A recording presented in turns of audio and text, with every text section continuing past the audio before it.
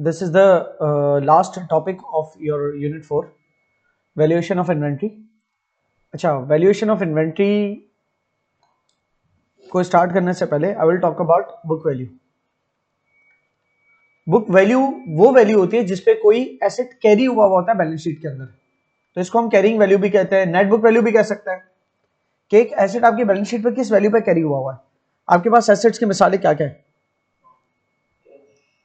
Cash, ठीक है, cash is an asset, capital is not an asset. Account receivables या फिर डेटर्स बोल दो, वो हमारे एसेट्स हैं, हमारी मशीन एसेट्स हो सकती है.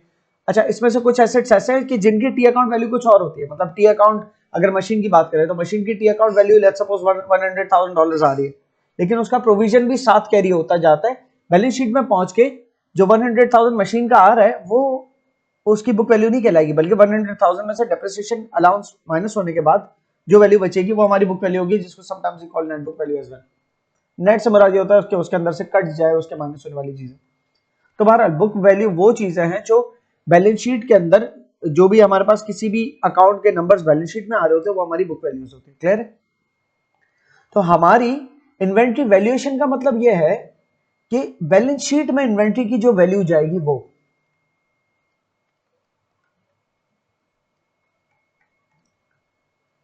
ये हमारी इन्वेंट्री की मतलब बुक वैल्यू कहलाती है. ठीक है. अच्छा, इन्वेंट्री की जो बैलेंस शीट में वैल्यू जाती है वो एक्चुअली हमारी क्लोजिंग इन्वेंट्री की वैल्यू होती है.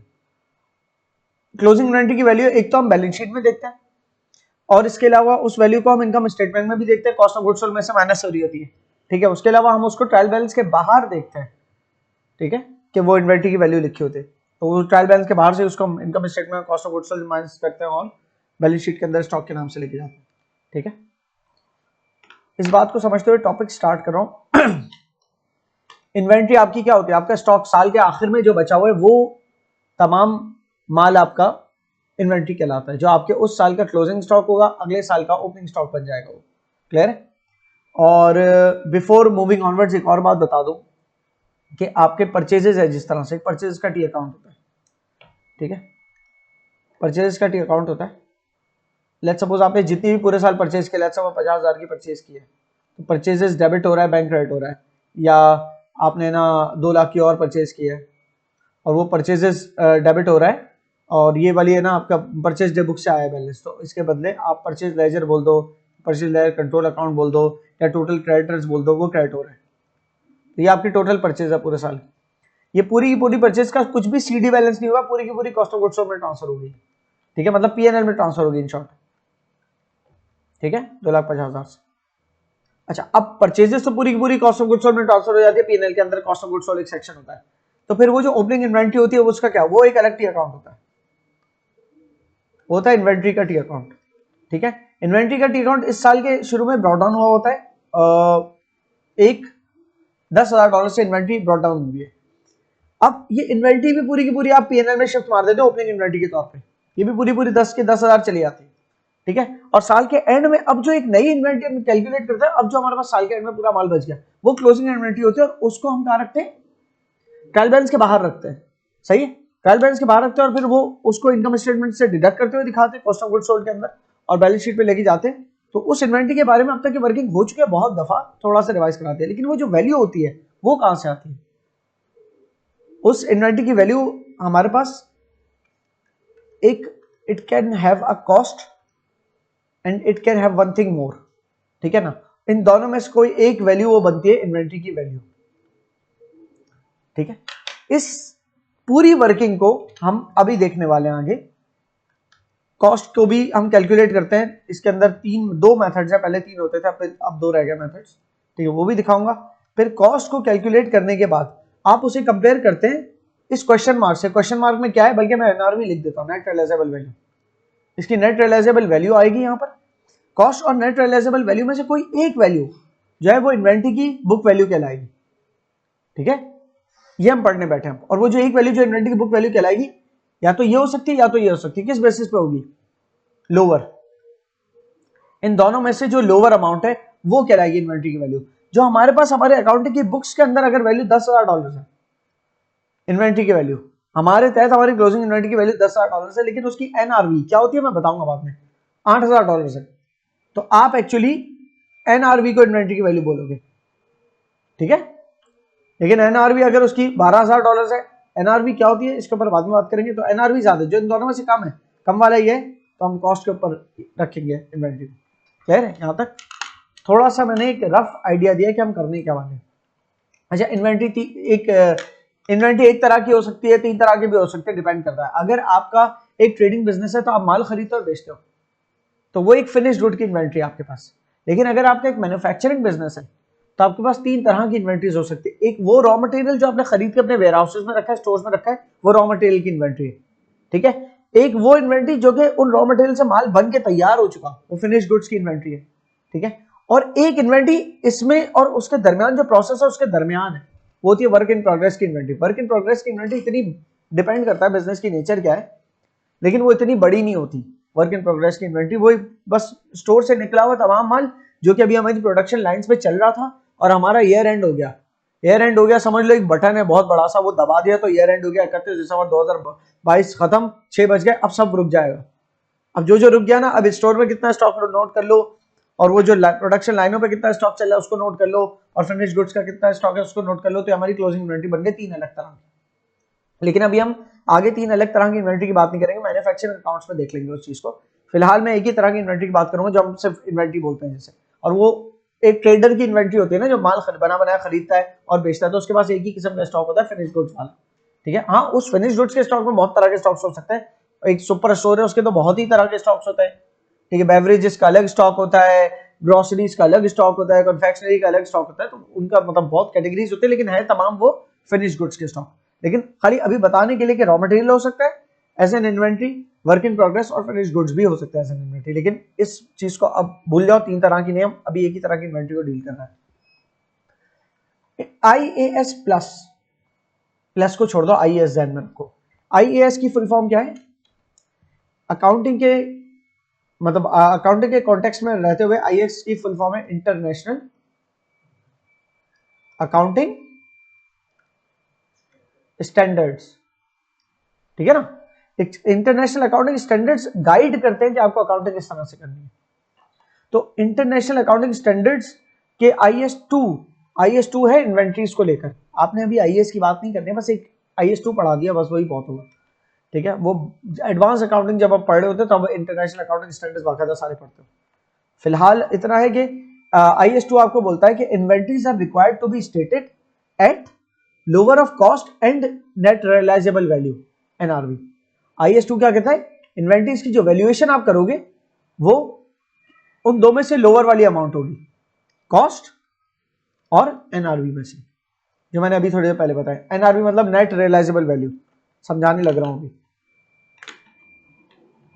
आपकी इन्वेंट्री वैल्यू करेंगे आप लोअर ऑफ कॉस्ट और नेट रियलाइजेबल वैल्यू से। अभी नेट रियलाइजेबल वैल्यू को ये समझो कि सेलेबल वैल्यू, मतलब जो उसको बेच के पैसा कमा सकता है उस इन्वेंट्री को, ठीक है। और ये एस्टिमेशन है, ये एक एस्टिमेशन है। जाहिर है जब माल बेच दिया तब तो जाहिर हो गया ना, वो पैसा आ गया, लेकिन माल कितने का बिक सकता है ये वो वैल्यू है, और ये वो वैल्यू कि माल हमें कितने का पड़ा, कॉस्ट। तो कॉस्ट आपकी आपने लिखी एक तरफ, और एक तरफ ये माल कितने का बिक सकता है। दोनों में से जो लोअर अमाउंट है आप उस अमाउंट के ऊपर अपनी इन्वेंट्री को मतलब अपनी बैलेंस शीट के अंदर रखना चाहेंगे। क्यों? मिसाल के तौर पर मैं कहता हूं कि यार मेरे पास स्टॉक है, मैंने $10,000 तक का लिया हुआ है। मेरे पास जो क्लोजिंग स्टॉक है वो स्टॉक मैंने खरीदा था $10,000 का। आप मेरे अकाउंटेंट हो, ठीक है ना, मैं बिजनेस हूं, आप मेरे अकाउंटेंट हो, तो आप कहोगे कि जो कॉस्ट इसकी थी $10,000 उस पर ही हम इन्वेंट्री को रिकॉर्ड करेंगे कि वो उतने भी जब मतलब साल खत्म हो गया ना, साल खत्म होने पे जो इन्वेंट्री हमारी बुक्स में रहनी चाहिए, जितने की खरीदी गई थी इतने की रहनी चाहिए। ये इन्वेंट्री है, कोई डेप्रिशिएट थोड़ी होती है, सही है। लेकिन आपने कॉन्सेप्ट पढ़ा है, प्रूडेंस कॉन्सेप्ट, वो कहता है फ्यूचर एंटिसिपेटेड लॉसेस को पहले से रिकॉर्ड करो। आपको पता चलता है कि ये इन्वेंट्री अगर आज हमारी सेल होती है ना तो ये 12,000 की जाएगी, तो आप कहोगे ठीक है 12 की जाएगी ना, तो इसका मतलब हम कॉस्ट पे रिकॉर्ड करें इसको। 12 पे जा सकती है इन्वेंट्री, 2,000 का गेन क्यों ना रिकॉर्ड कर ले? ना ना ना ना, चली गई 12,000 पे, नहीं ना, बेची तो नहीं ना, जब तक बेचोगे नहीं तब तक वो रियलाइज नहीं हुआ। और गेन की सूरत ये होती है कि जब तक रियलाइज ना हो जाए तब तक रिकॉर्ड नहीं करते, ठीक है, उसके गेन को। तो ये 12,000 वाली बात अभी आप रिकॉर्ड नहीं करोगे, इन्वेंट्री तो आपके पास रखी हुई है, 10,000 की इन्वेंट्री 10,000 से रिकॉर्डेड रखो। अच्छा, और अगर केस ये होता कि 12,000 की इन्वेंट्री नहीं, हमें पता चलता कि यार ये तो ओल्ड स्टॉक हो गया, ऑब्सोलीट हो गया, अब कोई खरीदेगा नहीं, हमें भले ये $10,000 का पड़ा है लेकिन मार्केट में ज्यादा ये जो है ना $8,000 तक का जाएगा, इस केस में अब आप $10,000 पे नहीं रख सकते, क्योंकि एक चीज अपनी बुक्स में आप $10,000 में कैरी कर रहे हो जिसकी आपके पास इंफॉर्मेशन आ चुकी है कि उसकी मार्केट वैल्यू अब सिर्फ $8,000 रही है। तो प्रूडेंस कॉन्सेप्ट कहता है कि फ्यूचर एंटिसिपेटेड लॉसेस को पहले से बुक करो।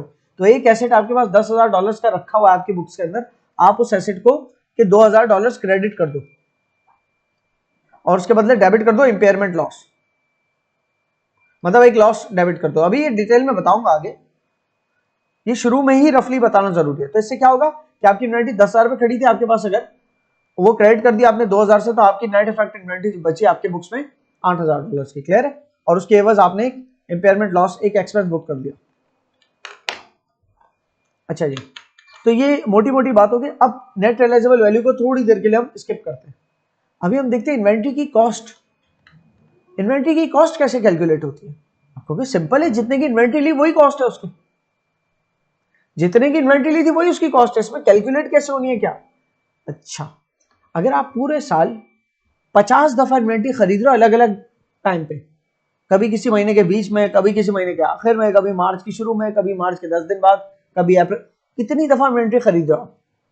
सही है, हर दफा अलग अलग रेट्स पे वो इन्वेंट्री आ रही है। तो आप किस रेट को कहोगे?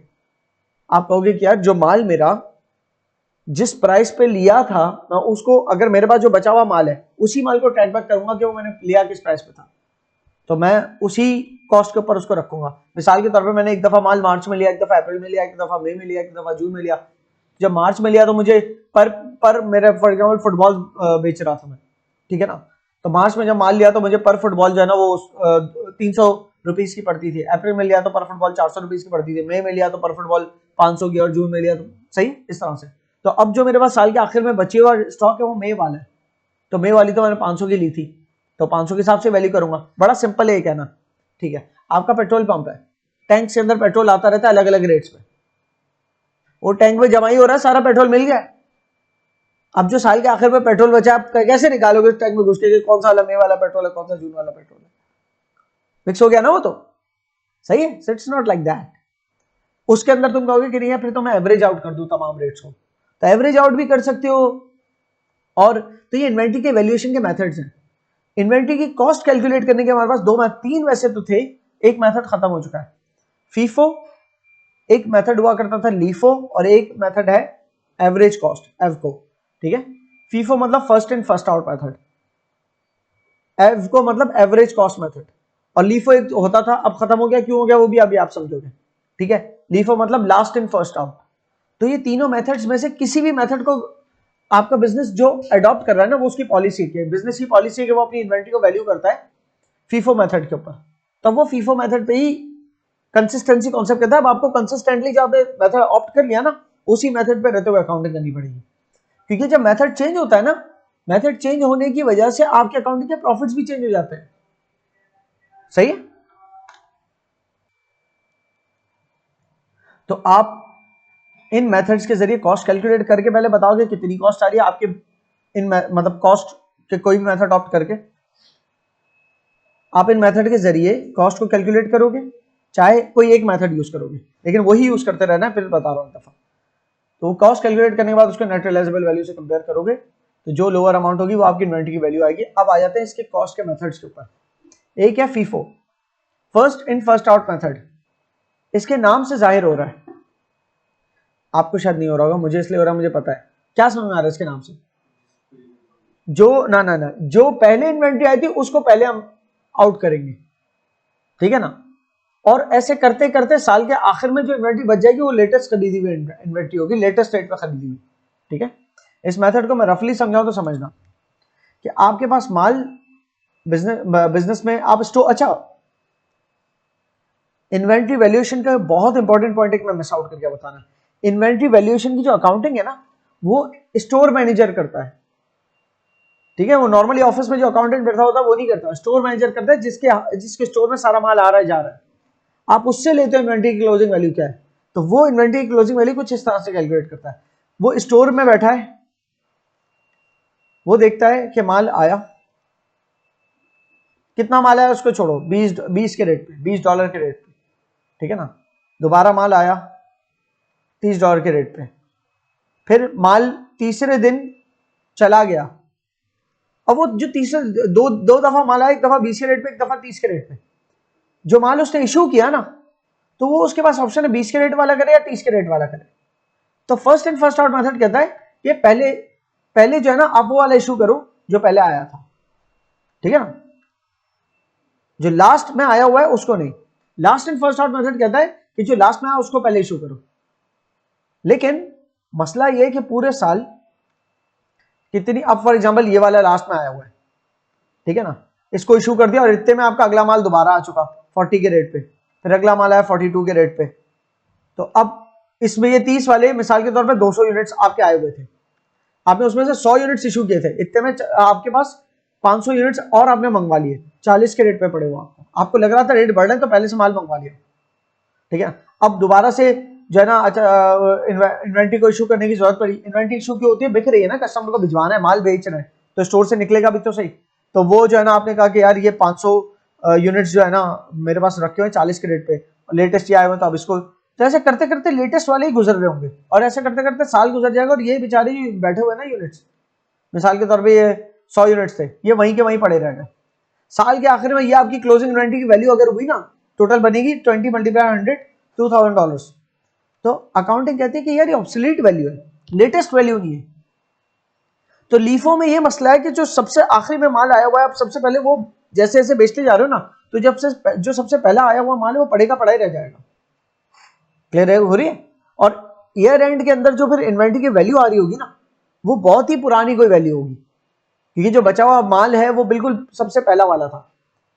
तो अगर इससे बेहतर अप्रोच थी फर्स्ट इन फर्स्ट आउट, जो पहले माल आया वो पहले निकले, सही है। इसको आप एज एन अप्रोच अगर समझना चाह रहे हो ना, मैं इसको ऐसे समझता था कि एक बॉक्स है जिसकी यहां पर ओपनिंग है, डिस्पेंसर कहलाता है। डिस्पेंसर किस तरह काम करता है, फर्स्ट इन फर्स्ट आउट।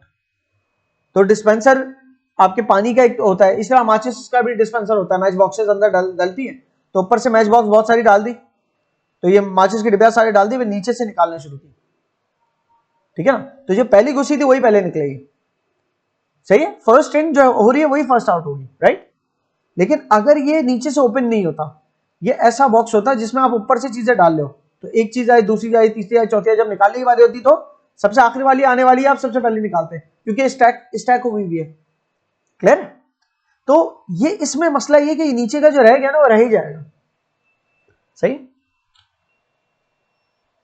तो फीफो का और लीफो का ऐसे रफ आइडिया हो गया। अब इसको पढ़ते हैं। The FIFO method suggests that the first items added to the inventory are the first ones to be sold।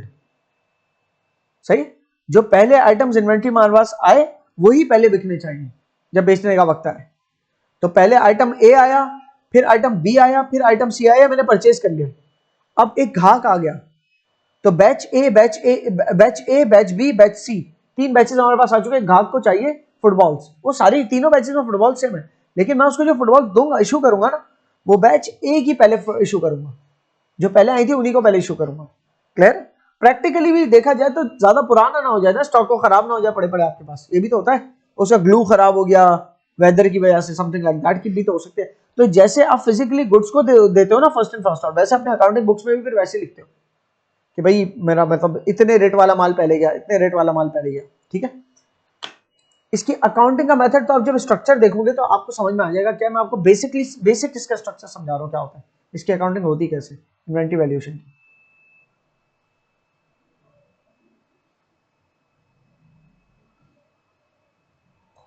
Store manager जो है ना आपको, या इन्वेंटरी वैल्यूएशन कर रहा है, उसको इस चीज से गर्ज नहीं है माल कितने का बिका। वो कहता है रिसीट और इशू, कितनी कॉस्ट पे मेरे पास आया वो माल, जब मैं इशू करूंगा तो उतनी कॉस्ट पे इशू करूंगा, स्टोर से उसी कॉस्ट पे इशू होगा। सेल कितने का हो रहा है उसमें प्रॉफिट ऐड होके वो उसका मसला नहीं है, सही है। वो बेच थोड़ी रहा है, स्टोर में माल आ रहा है, स्टोर से माल जा रहा है, उसका बस इतना काम है कि जब माल जा रहा है तो बता दे कि इतनी कॉस्ट वाला माल जा रहा है, कि जब आया था तो इतनी कॉस्ट का था, तो इतनी कॉस्ट वाला माल निकल रहा है। ओके। उसके बाद 3 कॉलम्स होते हैं, रिसीव्ड, इशूड बैलेंस।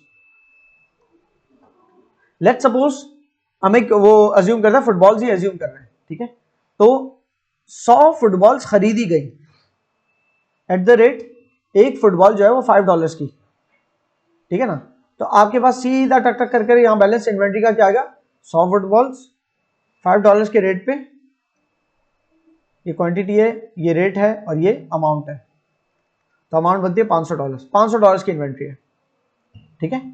कोई भी तारीख को हुआ होगा, 5/4 मिसाल के तौर पे 2023 चल रहा है, सही। फिर दोबारा से एक दफा खरीदी गई इन्वेंट्री 6/7, ठीक है, 250 फुटबॉल्स खरीदी गई एट द रेट $6 ईच। तो अब इसने इन्वेंट्री को रिन्यू करना है, यहां पर लाइन लगेगी, और पिछली वाली इन्वेंट्री, ये मैं फीफो मेथड बता रहा हूं, फीफो और लीफो में इस तरह काम होता है जो मैं कर रहा हूं। 100 यूनिट्स तो ये रखे हुए मेरे पास 5 के रेट पे, $500 की ये इन्वेंट्री है, साथ में 250 और आ गए, ठीक है ना। तो कितनी हो गई, और 6 के रेट पे आए तो कितने, ठीक है। तो ये 250 यूनिट्स $6 के रेट पे 1500 के पड़े टोटल। इसको ये टोटल नहीं कर देगा कि 350 डॉलर, नो, अलग अलग रखना है इसने, सही है। उसके बाद फिर येलो लाइन लगेगी। उसके बाद क्या हुआ, 8 तारीख मिसाल के तौर पे 9वां महीना, इन्वेंट्री सेल की गई, फुटबॉल सेल की गई, सोल्ड फुटबॉल्स फॉर मिसाल के तौर पे $10 ईच। अब $10 की बेची, इससे हमें कोई फर्क नहीं पड़ता कितनी फुटबॉल बेची, ये जरूरी है हमारे लिए। कितनी फुटबॉल्स बेची, 30 फुटबॉल्स, ठीक है ना। 30 फुटबॉल्स बेचे ना, स्टोर मैनेजर कहेगा कि भाई 30 फुटबॉल्स हमारी इशू हुई है, और किस रेट पे इशू कर रही है। अब फीफो है तो जो पहले आई है वो वाली लिखोगे, पहले आने वाली का क्या रेट है, $5 का, तो $5 के रेट पे इशू हुई है, ठीक है। 30 footballs at the rate $5 issue हुई। तो इसका मतलब ये $5 के रेट वाली में अब कितनी रह गई, 70 फुटबॉल्स रह गई $5 वाली, सही। $350 के फुटबॉल्स बाकी रह गए, क्योंकि 30 फुटबॉल्स $5 के वाली जो है ना वो इशू हो चुके हैं, और 250 फुटबॉलें पूरी वहीं की वहीं बाकी है, ठीक है। समझ आ रही है। तो ये फीफा है, जो फर्स्ट इन हो रहा है वही फर्स्ट आउट होगा। अब आप कहोगे $10 की बेची है तो $10 लिखने चाहिए, नहीं भाई, वो तो बेची है, उसको छोड़ो ना, ये कॉस्टिंग है सिर्फ, ठीक है। अगर ये लीफो होता तो it would have been a bit different. ये 30 फुटबॉलें कितने किस रेट पे निकलती, 6 वाले, तो हमारे पास 100 फुटबॉलें वहीं की वहीं रह जाती $5 के हिसाब वाली, ठीक है। और 250 में से 220 रह जाती फुटबॉलें, ठीक है। तो ये 1200 और 120 1320, सही। अच्छा, इसको अगर मैं मल्टीप्लाई कर दूं ना आपस में, तो मेरे पास कॉस्ट ऑफ गुड सोल्ड भी आ जाएगा 180, जो माल बेचा उसकी कॉस्ट, सही है। इस कॉलम का ये भी बेनिफिट है, कॉस्ट ऑफ गुड सोल्ड भी निकाल लेता है। माल वैसे बेचा कितने का है, सेल कितने की हुई, 10 मल्टीप्लाइड बाय 30, $300 की सेल हुई, ठीक है ना। लेकिन उसकी कॉस्ट ऑफ गुड सोल्ड क्या थी, 180। कितने का माल बेचा, ये बड़ा सा वेग सा क्वेश्चन है। कितने का माल बेचा, मैं कहूं 180 का माल बेचा है, नहीं, 180 वाला माल बेचा है, ठीक है ना। और बेचा कितने का है, 300 का। इसको क्लियर बोलने के लिए, कितनी कॉस्ट का माल था और कितनी सेलिंग प्राइस पे बेचा, सही। सो कितने का माल बेचा इज एम्बिगियस क्वेश्चन। आप कॉस्ट का सवाल कर रहे हैं या सेलिंग प्राइस का। कितने का माल से मुराद क्या, कितने का हमें पड़ा था, कितने का हमने बेचा था, कितने का माल बेचा नहीं समझ में आ रहा है। तो इससे बेहतर है पूरा बोलूं, कितनी कॉस्ट का माल बेचा और कितने में बेचा, ठीक है ना। तो मैंने इतनी कॉस्ट का माल बेचा 30 × 6, और जितने में बेचा वो तो यहाँ पर आता ही नहीं है, वो तो हमारी इन्वेंटरी वैल्यूएशन के अंदर आता ही नहीं था, वो हमारी इनकम स्टेटमेंट में देखेंगे। बेसिक आपको आइडिया हो गया इसके अकाउंटिंग स्ट्रक्चर का, ठीक है। तो ये जो इसकी 3 ABC और ये ABC तीनों लिखे हुए हैं ना, जो average cost method, LIFO method और फीफो, इसका ये वाला पेज बाद में पढ़ने जैसा है, पहले उसकी हमें अकाउंटिंग देखनी चाहिए। अकाउंटिंग क्या है उसकी, तो एग्जाम्पल हमारे सामने है, Kagaz G traders carried out following transactions during the year ended 31 December 2022।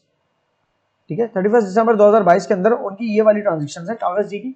अगर ये मैं सवाल उठा लूं एक तरफ, और इस सवाल से मुझे ये जैसे ये स्ट्रक्चर बना है, ये कहलाता है इन्वेंटरी वैल्यूएशन शेड्यूल। तो इस सवाल से मुझे इन्वेंटरी वैल्यूएशन शेड्यूल बनाना है। ठीक है, यहां पर वो इन्वेंटरी वैल्यूएशन शेड्यूल बना हुआ है, इसकी तस्वीर देखिए आपको। अच्छा, इन्वेंटरी वैल्यूएशन शेड्यूल बनाना है और सबसे पहले फीफो के हिसाब से बनाना है। ठीक है, first in first out method को रख के अब आप देखते जाना।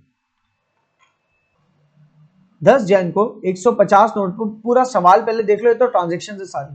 सवाल के आखिर में लिखा है the business has a policy of using FIFO to value its inventory. The opening stock was 300 notebooks priced at $2 each. तो 1 जनवरी को ओपनिंग स्टॉक सबसे पहले लिखना है। 300 की क्वांटिटी है, कागज जी ट्रेडर्स जो है वो नोटबुक सेल कर रहे हैं, यहां से पता चल रहा है। ठीक है, 300 नोटबुक्स है जिसकी प्राइस्ड एट $2 ईच। ये प्राइस्ड एट से मुराद यहां पर ये सेलिंग प्राइस नहीं मुरादा, ये हमें इतने की पड़ी थी वो वाली प्राइस मुराद है, क्योंकि इन्वेंटरी वैल्यूएशन में लिखा हुआ है प्राइस। तो ये प्राइस एट 2.000 इसलिए लिखा है कि हो सकता है कभी पॉइंट्स में भी हो ना रेट। तो 300 books, 300 notebooks at the rate हमें इतने की पड़ी थी, तो $600 की ये वाली कैटेगरी की हमारे पास बुक्स है, नोटबुक्स है। और हो सकता है सेम नोटबुक्स हो, लेकिन अलग अलग टाइम पर खरीदी थी तो अलग अलग रेट पे मिली, तो उनको अलग अलग ही रखो। सही। और 500 नोटबुक्स हमारी इन्वेंटरी में है वो $3 वाली, जो हमें $3 की पड़ी थी। तो टोटल हमारा ये ओपनिंग स्टॉक है, पिछले साल का जो क्लोजिंग स्टॉक होगा। ठीक है, ये साल का ओपनिंग स्टॉक। 10 जैन को क्या हुआ, 10 जैन को सेल की गई 150 नोटबुक्स। ठीक है, अगर ये बोलता ना 150 नोटबुक्स वर सोल्ड, ये नहीं भी लिखा होता तो हमारा इन्वेंटरी वैल्यूएशन का काम हो जाता। कितने की बेची अभी हमें उसका काम नहीं है, जितने की बेची वो काम नहीं। यहाँ तो हमें पता है बस 150 नोटबुक्स हमने इशू करनी है, तो इशू के कॉलम में हमने क्वांटिटी में 150 लिखा, और क्योंकि फीफो मेथड यूज करें तो फर्स्ट सेट ऑफ इन्वेंटरी वाला रेट उठाया, फर्स्ट सेट ऑफ इन्वेंटरी का रेट ये था। ठीक है, सही है। तो अब 300 में से 150 कम हो गई, तो क्या बची 150, दो की रेट वाली 150 बची, तो 150 मल्टीप्लाई टू $300 की इन्वेंटरी ये वाली है, और वो वाली तो पूरी बची है 500 नोटबुक्स मल्टीप्लाई 3। क्लियर। उसके बाद 25 फैब को क्या हुआ, sold 250 notebooks at a profit markup of 20%। 250 notebooks बेचिए, प्रॉफिट मार्कअप कमाया उसमें 20% का। अभी उस मार्कअप वाली बात को साइड पे करो। ठीक है ना, पहले देखो 250 नोटबुक सेल किया ना 25 फैब को, तो 25 फैब के दिन 250 नोटबुक सेल करने के लिए फीफो मेथड यूज कर रहे हैं ना, तो सबसे पहले देखेंगे पहली वाली कैटेगरी में सिर्फ 150 है, तो पहले तो वो पूरी 150 ले आए कि ये सेल करनी है। ठीक है ना, हर लाइन आइटम में बैलेंस रिकैलकुलेट होता है। जब फर्स्ट टाइम मैंने सेल की इशू की तो वो 300 में से 150 माइनस होकर बैलेंस बचा था, अब उस बैलेंस में से 150 पहले निकाली, बेची टोटल 250 है, लेकिन 250 एक साथ नहीं अवेलेबल, यहां से पूरी नहीं हो रही 250, यहां से 150 पूरी की और नीचे वाले से 100 पूरी की, तो 150 मल्टीप्लाइड बाय 150 दो के रेट वाली, और 500 में से 100 हमने इशू की ना। ठीक है, और वो 3 के रेट वाली है। सही, तो हमारे पास क्या बची स्टॉक 150, ये 2 के रेट वाली तो खत्म हो गई ना, उसमें तो कुछ भी नहीं बचा, और नीचे 500 जो नोटबुक्स थी उसमें से 100 चली गई। ठीक है, तो कितनी बची 400, 3 के रेट वाली 400 बची, जिसकी अमाउंट बन रही है। क्लियर हो रही।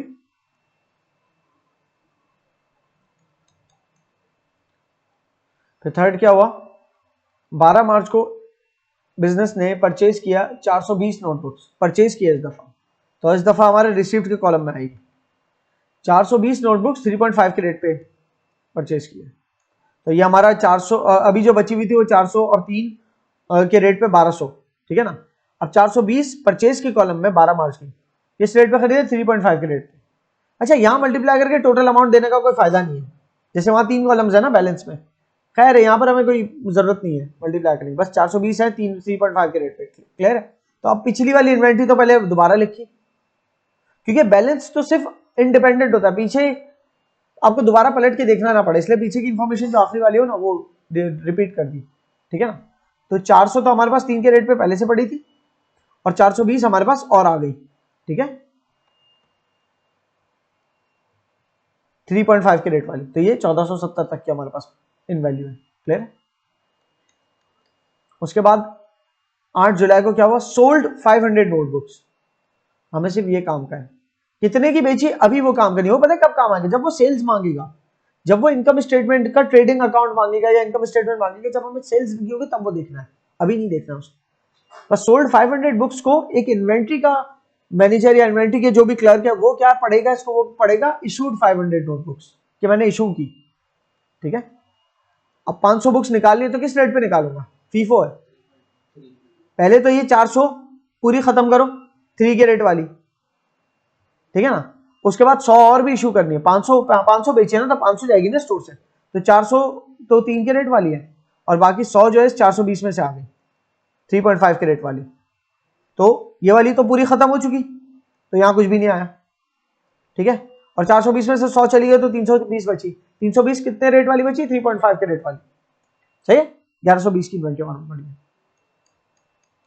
पांचवें क्या, 18 अक्टूबर को एडिशनल 300 नोटबुक्स वर परचेज्ड एट 3.2, मजीद नोटबुक्स खरीदी गई $3.2 के हिसाब से, तो 300 नोटबुक्स आई $3.2 के हिसाब से। अच्छा, वहां से 320 दोबारा उतार लिया, ठीक है ना, और 300 नोटबुक्स $3.2 के हिसाब से इतनी बची, सही है। ये हमारी क्लोजिंग इन्वेंट्री का फिगर बन गया। ये जो हमारा यहां से यहां तक है ना, ये हमारी क्लोजिंग इन्वेंट्री बन गई, ये क्लोजिंग इन्वेंट्री है। इतनी क्वांटिटी रखी है, इन रेट्स पे रखी है, जिसकी अमाउंट ये और ये बनती है, और इन दोनों अमाउंट्स का टोटल करूंगा तो मेरी बनेगी टोटल क्लोजिंग इन्वेंट्री की कॉस्ट आ गई यूजिंग फीफो मेथड 2080, ठीक है। और जो 2080 आ गई, तो अगर मैं हम ऊपर जाएं थोड़ा, तो आप कहोगे कि फीफो को यूज करते हुए 2080 बनी कॉस्ट, और उस उतने माल को अगर मैं मार्केट में बेचता हूं तो कितने का बिकेगा। अगर पता चलता है कि वो माल जो है मार्केट में बिकेगा 3000 का, तो आप कहोगे ठीक है 2080 पे ही हम रखेंगे अपनी इन्वेंट्री को, ठीक है। लेकिन पता चले कि नहीं, वो नेट रियलाइजेबल मतलब वैल्यू माल मार्केट में अगर बेचते हैं तो वो तो 1500 का बिकेगा, ऑब्सोलीट हो गया है, मतलब फैशन चेंज हो गया है। तो फिर आप कहोगे 1500 का बिकेगा तो 2080 पे रखने का क्या फायदा। प्रूडेंस कॉन्सेप्ट कहता है कि जितने आपको लगता है एक्सपेक्टेड आपको लॉस होने वाले हैं, आप वो अभी से बुक कर लेते हो। 580 का लॉस फिर आप बुक कर लेते हैं, impairment loss debit inventory credit कर देते हैं, ठीक है, उस केस में। अब यही सवाल दोबारा देखते हैं फीफो मेथड के जरिए। अच्छा, फीफो के जरिए देखा, इसका ट्रेडिंग अकाउंट देख लो, हाँ ये भी अच्छी बात है। ट्रेडिंग अकाउंट होता है cost of goods sold minus करके ग्रॉस प्रॉफिट तक। इनकम स्टेटमेंट का जो ऊपर वाला हिस्सा है वो ट्रेडिंग अकाउंट है, और एक सर्विसिंग बिजनेस के लिए होता नहीं है वो। सर्विसिंग बिजनेस तो ग्रॉस प्रॉफिट के बाद वाली जो चीजें नहीं होती, commission income, service income, consultancy इस तरह की चीज, तो वहां से शुरू होता है वो, तो उसकी तो इन्वेंट्री होती ही नहीं ना। क्लियर है? सो ट्रेडिंग अकाउंट है ये आपका। सेल्स, सेल्स निकाली 600, 720 और 3000, 4320 की सेल्स निकाली। कैसे निकाले फिगर्स, जरा आते हैं उस सवाल पे दोबारा। सेल्स के फिगर्स कैसे निकाले, 3 दफा सेल किया, इसका मतलब मैंने मान, एक दफा ये बेचा है, एक दफा यहां बेचा है, फिर दूसरी भी एंट्री में सेल ही है, सोल्ड, और उसके बाद चौथी वाली में सोल्ड, ठीक है। तो 3 दफा बेचा गया। एक दफा $600 का बेचा है, एट द रेट नहीं बोला इसने, इसने बोला 600 का बेचा है, तो टोटल 150 नोटबुक 600 की बेची है, तो 600 प्लस फिर 250 नोटबुक्स बेचिए, प्रॉफिट मार्कअप ऑफ 20%। अब यहां पर मार्कअप मार्जिन की वर्किंग जरा रिवाइज कर लेते हैं। मार्कअप के अंदर क्या होता है, आपकी परसेंटेज और वैल्यूज, ठीक है ना। मार्कअप के अंदर अब सेलिंग प्राइस, कॉस्ट और प्रॉफिट, ये 3 चीज होती है ना। तो मार्कअप के अंदर आपकी कॉस्ट की परसेंटेज 100 होती है। मार्कअप के अंदर बेस क्या होती है हमारी, कॉस्ट, ठीक है ना, it is based on cost, सही है। जबकि मार्जिन के अंदर हमारी बेस होती है सेलिंग प्राइस, सही है।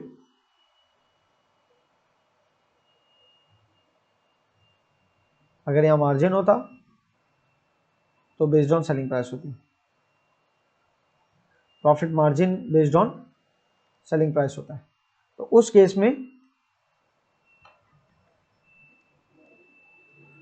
सेलिंग प्राइस की परसेंटेज अपनी 100 होती, ठीक है ना। तो आपने मैथ पढ़ी हुई है तो आपको पता है हमारा ये मेथड। अच्छा जी, अब आप ये देखो, उसने कहा है कि मार्कअप 20%, प्रॉफिट मार्कअप कितना 20%, तो प्रॉफिट की परसेंटेज जो है कितनी है 20%। अगर प्रॉफिट मार्जिन होता है 20% तो फिर यहां लिखते 20% इस टेबल में। और आपको पता है सेलिंग प्राइस में से कॉस्ट माइनस होती है और बचता है प्रॉफिट, ठीक है ना। तो यहां पर भी यही फॉर्मूला लगेगा, यहां जो भी होगा उसमें से माइनस हुआ 100 तो बचा 20, तो क्या होगा वहां पर 120 होगा, राइट। सही है।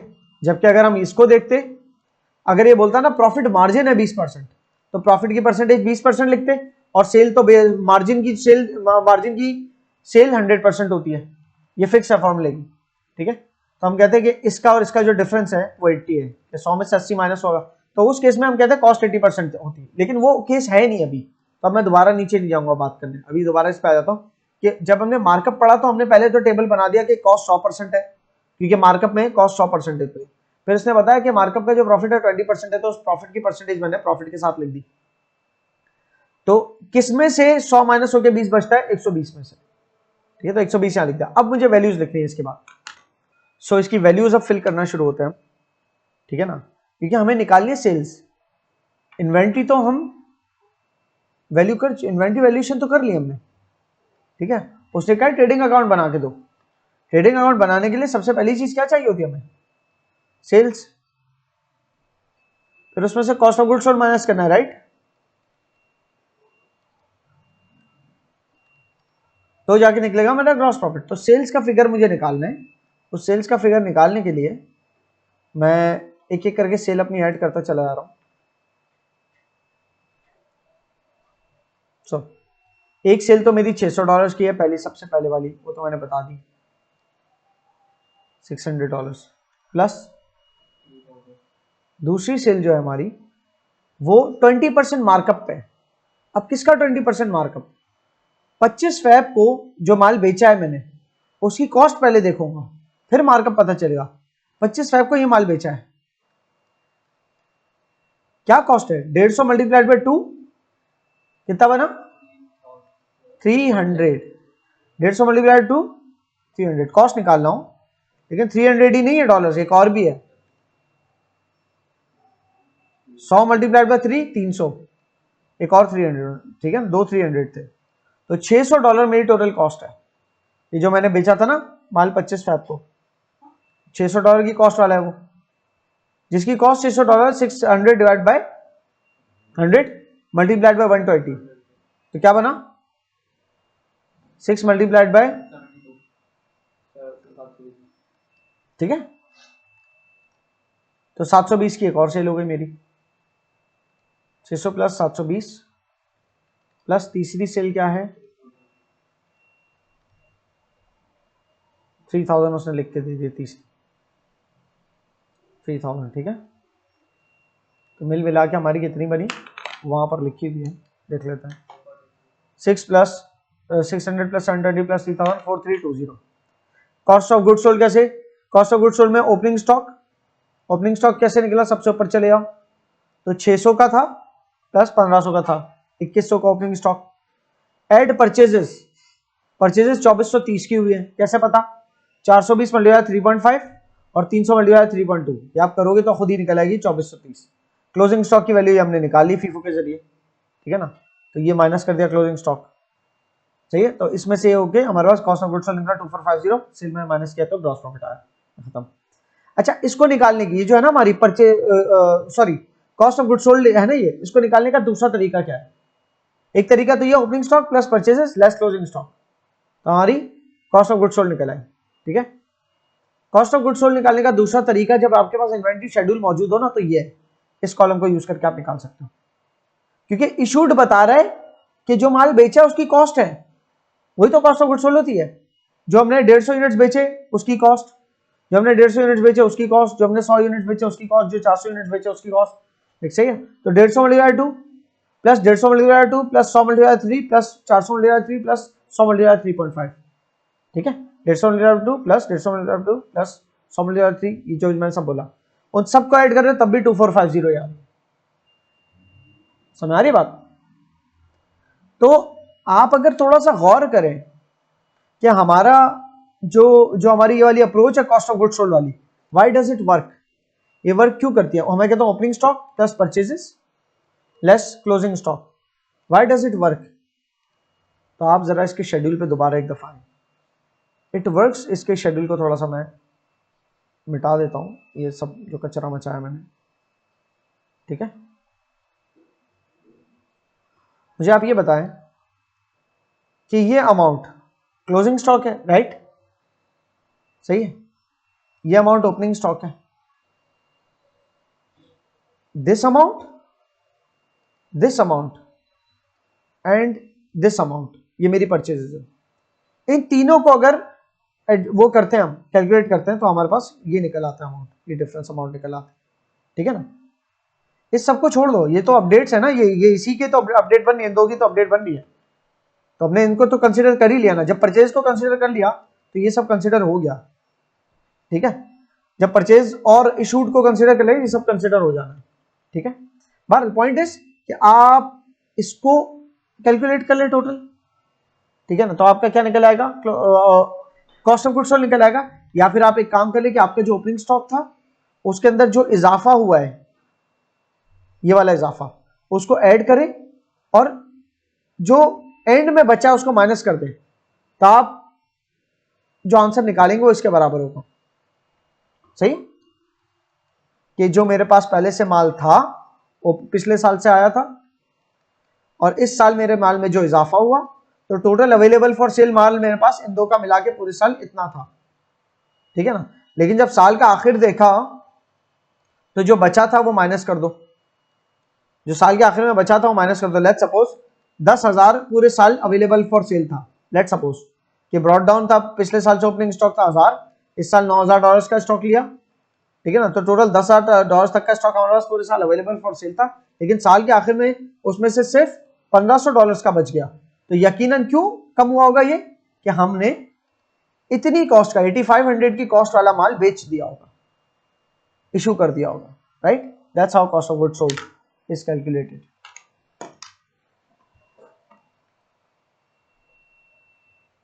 इसी सवाल को लीफो मेथड के जरिए, अब मैं इसके ऊपर बहुत ज्यादा डिटेल नहीं करूंगा क्योंकि आप लॉजिक तो पकड़ गए होंगे कि हो क्या रहा है, लेकिन जब लीफो के जरिए करेंगे तो प्रॉफिट में चेंज आएगा कुछ, वो आप देखना क्यों। मैं सिर्फ लाइंस बना रहा हूं। ओपनिंग, ये हमारी ओपनिंग इन्वेंट्री, ठीक है ना, 300 यूनिट्स 2 के रेट पे, 500 यूनिट्स 3 के रेट पे, ये तो पता है। अब हमने इशू किए 150 यूनिट्स, पहली सेल की ना 150 यूनिट्स, तो उसको इशू किया लास्ट वाले को सबसे पहले, 3 के रेट वाले को, ठीक है। तो इसको सबसे पहले इशू किया, 500 में से 1500 निकाले, ठीक है ना, 3 के रेट पे। तो अब क्या बचा, वो 300 जो था मेरा ऊपर, वो तो एज इट इज उतर गया क्योंकि उसमें से तो कोई कमी नहीं आई, वो एज इट इज यही उतर गया 300 2 के रेट वाला। और इस 500 में से 150 चले गए तो 350 बचे, लास्ट इन फर्स्ट आउट है ना। तो लेटेस्ट स्टॉक जिस रेट पे आया ना उस रेट पे आपने इशू कर दिया 150, तो लेटेस्ट स्टॉक वाले में से माइनस कर दिया 150, ठीक है। तो लेटेस्ट स्टॉक में से सिर्फ 350 यूनिट्स रह गए, फिर दोबारा 250 यूनिट्स इशू किए, तो वही 300 दोबारा एज इट इज उतर गया, क्यों, क्योंकि 350 में अभी इतनी जगह है कि 250 और भी इशू हो जाते हैं, तो 250 इशू करने के बाद भी 100 बचे अभी 350 में, ठीक है ना।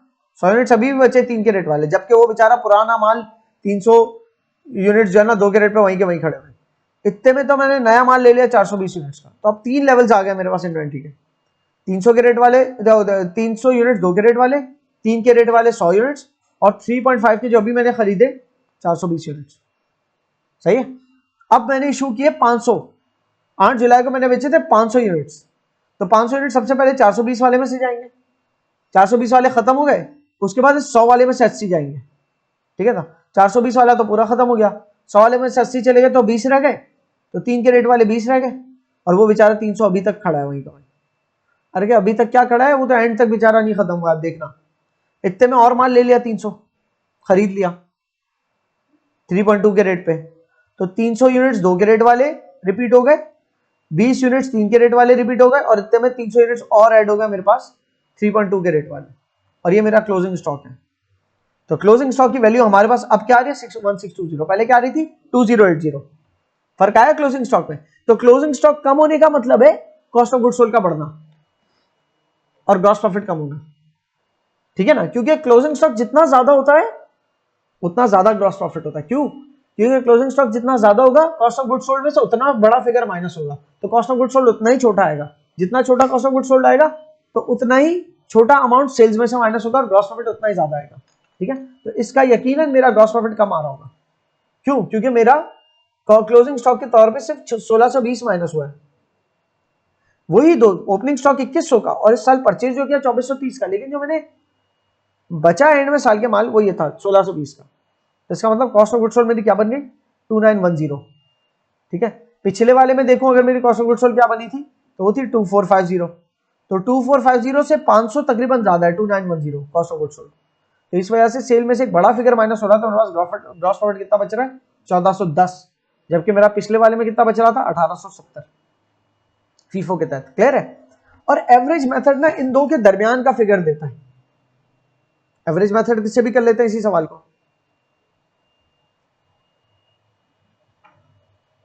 एफओ मेथड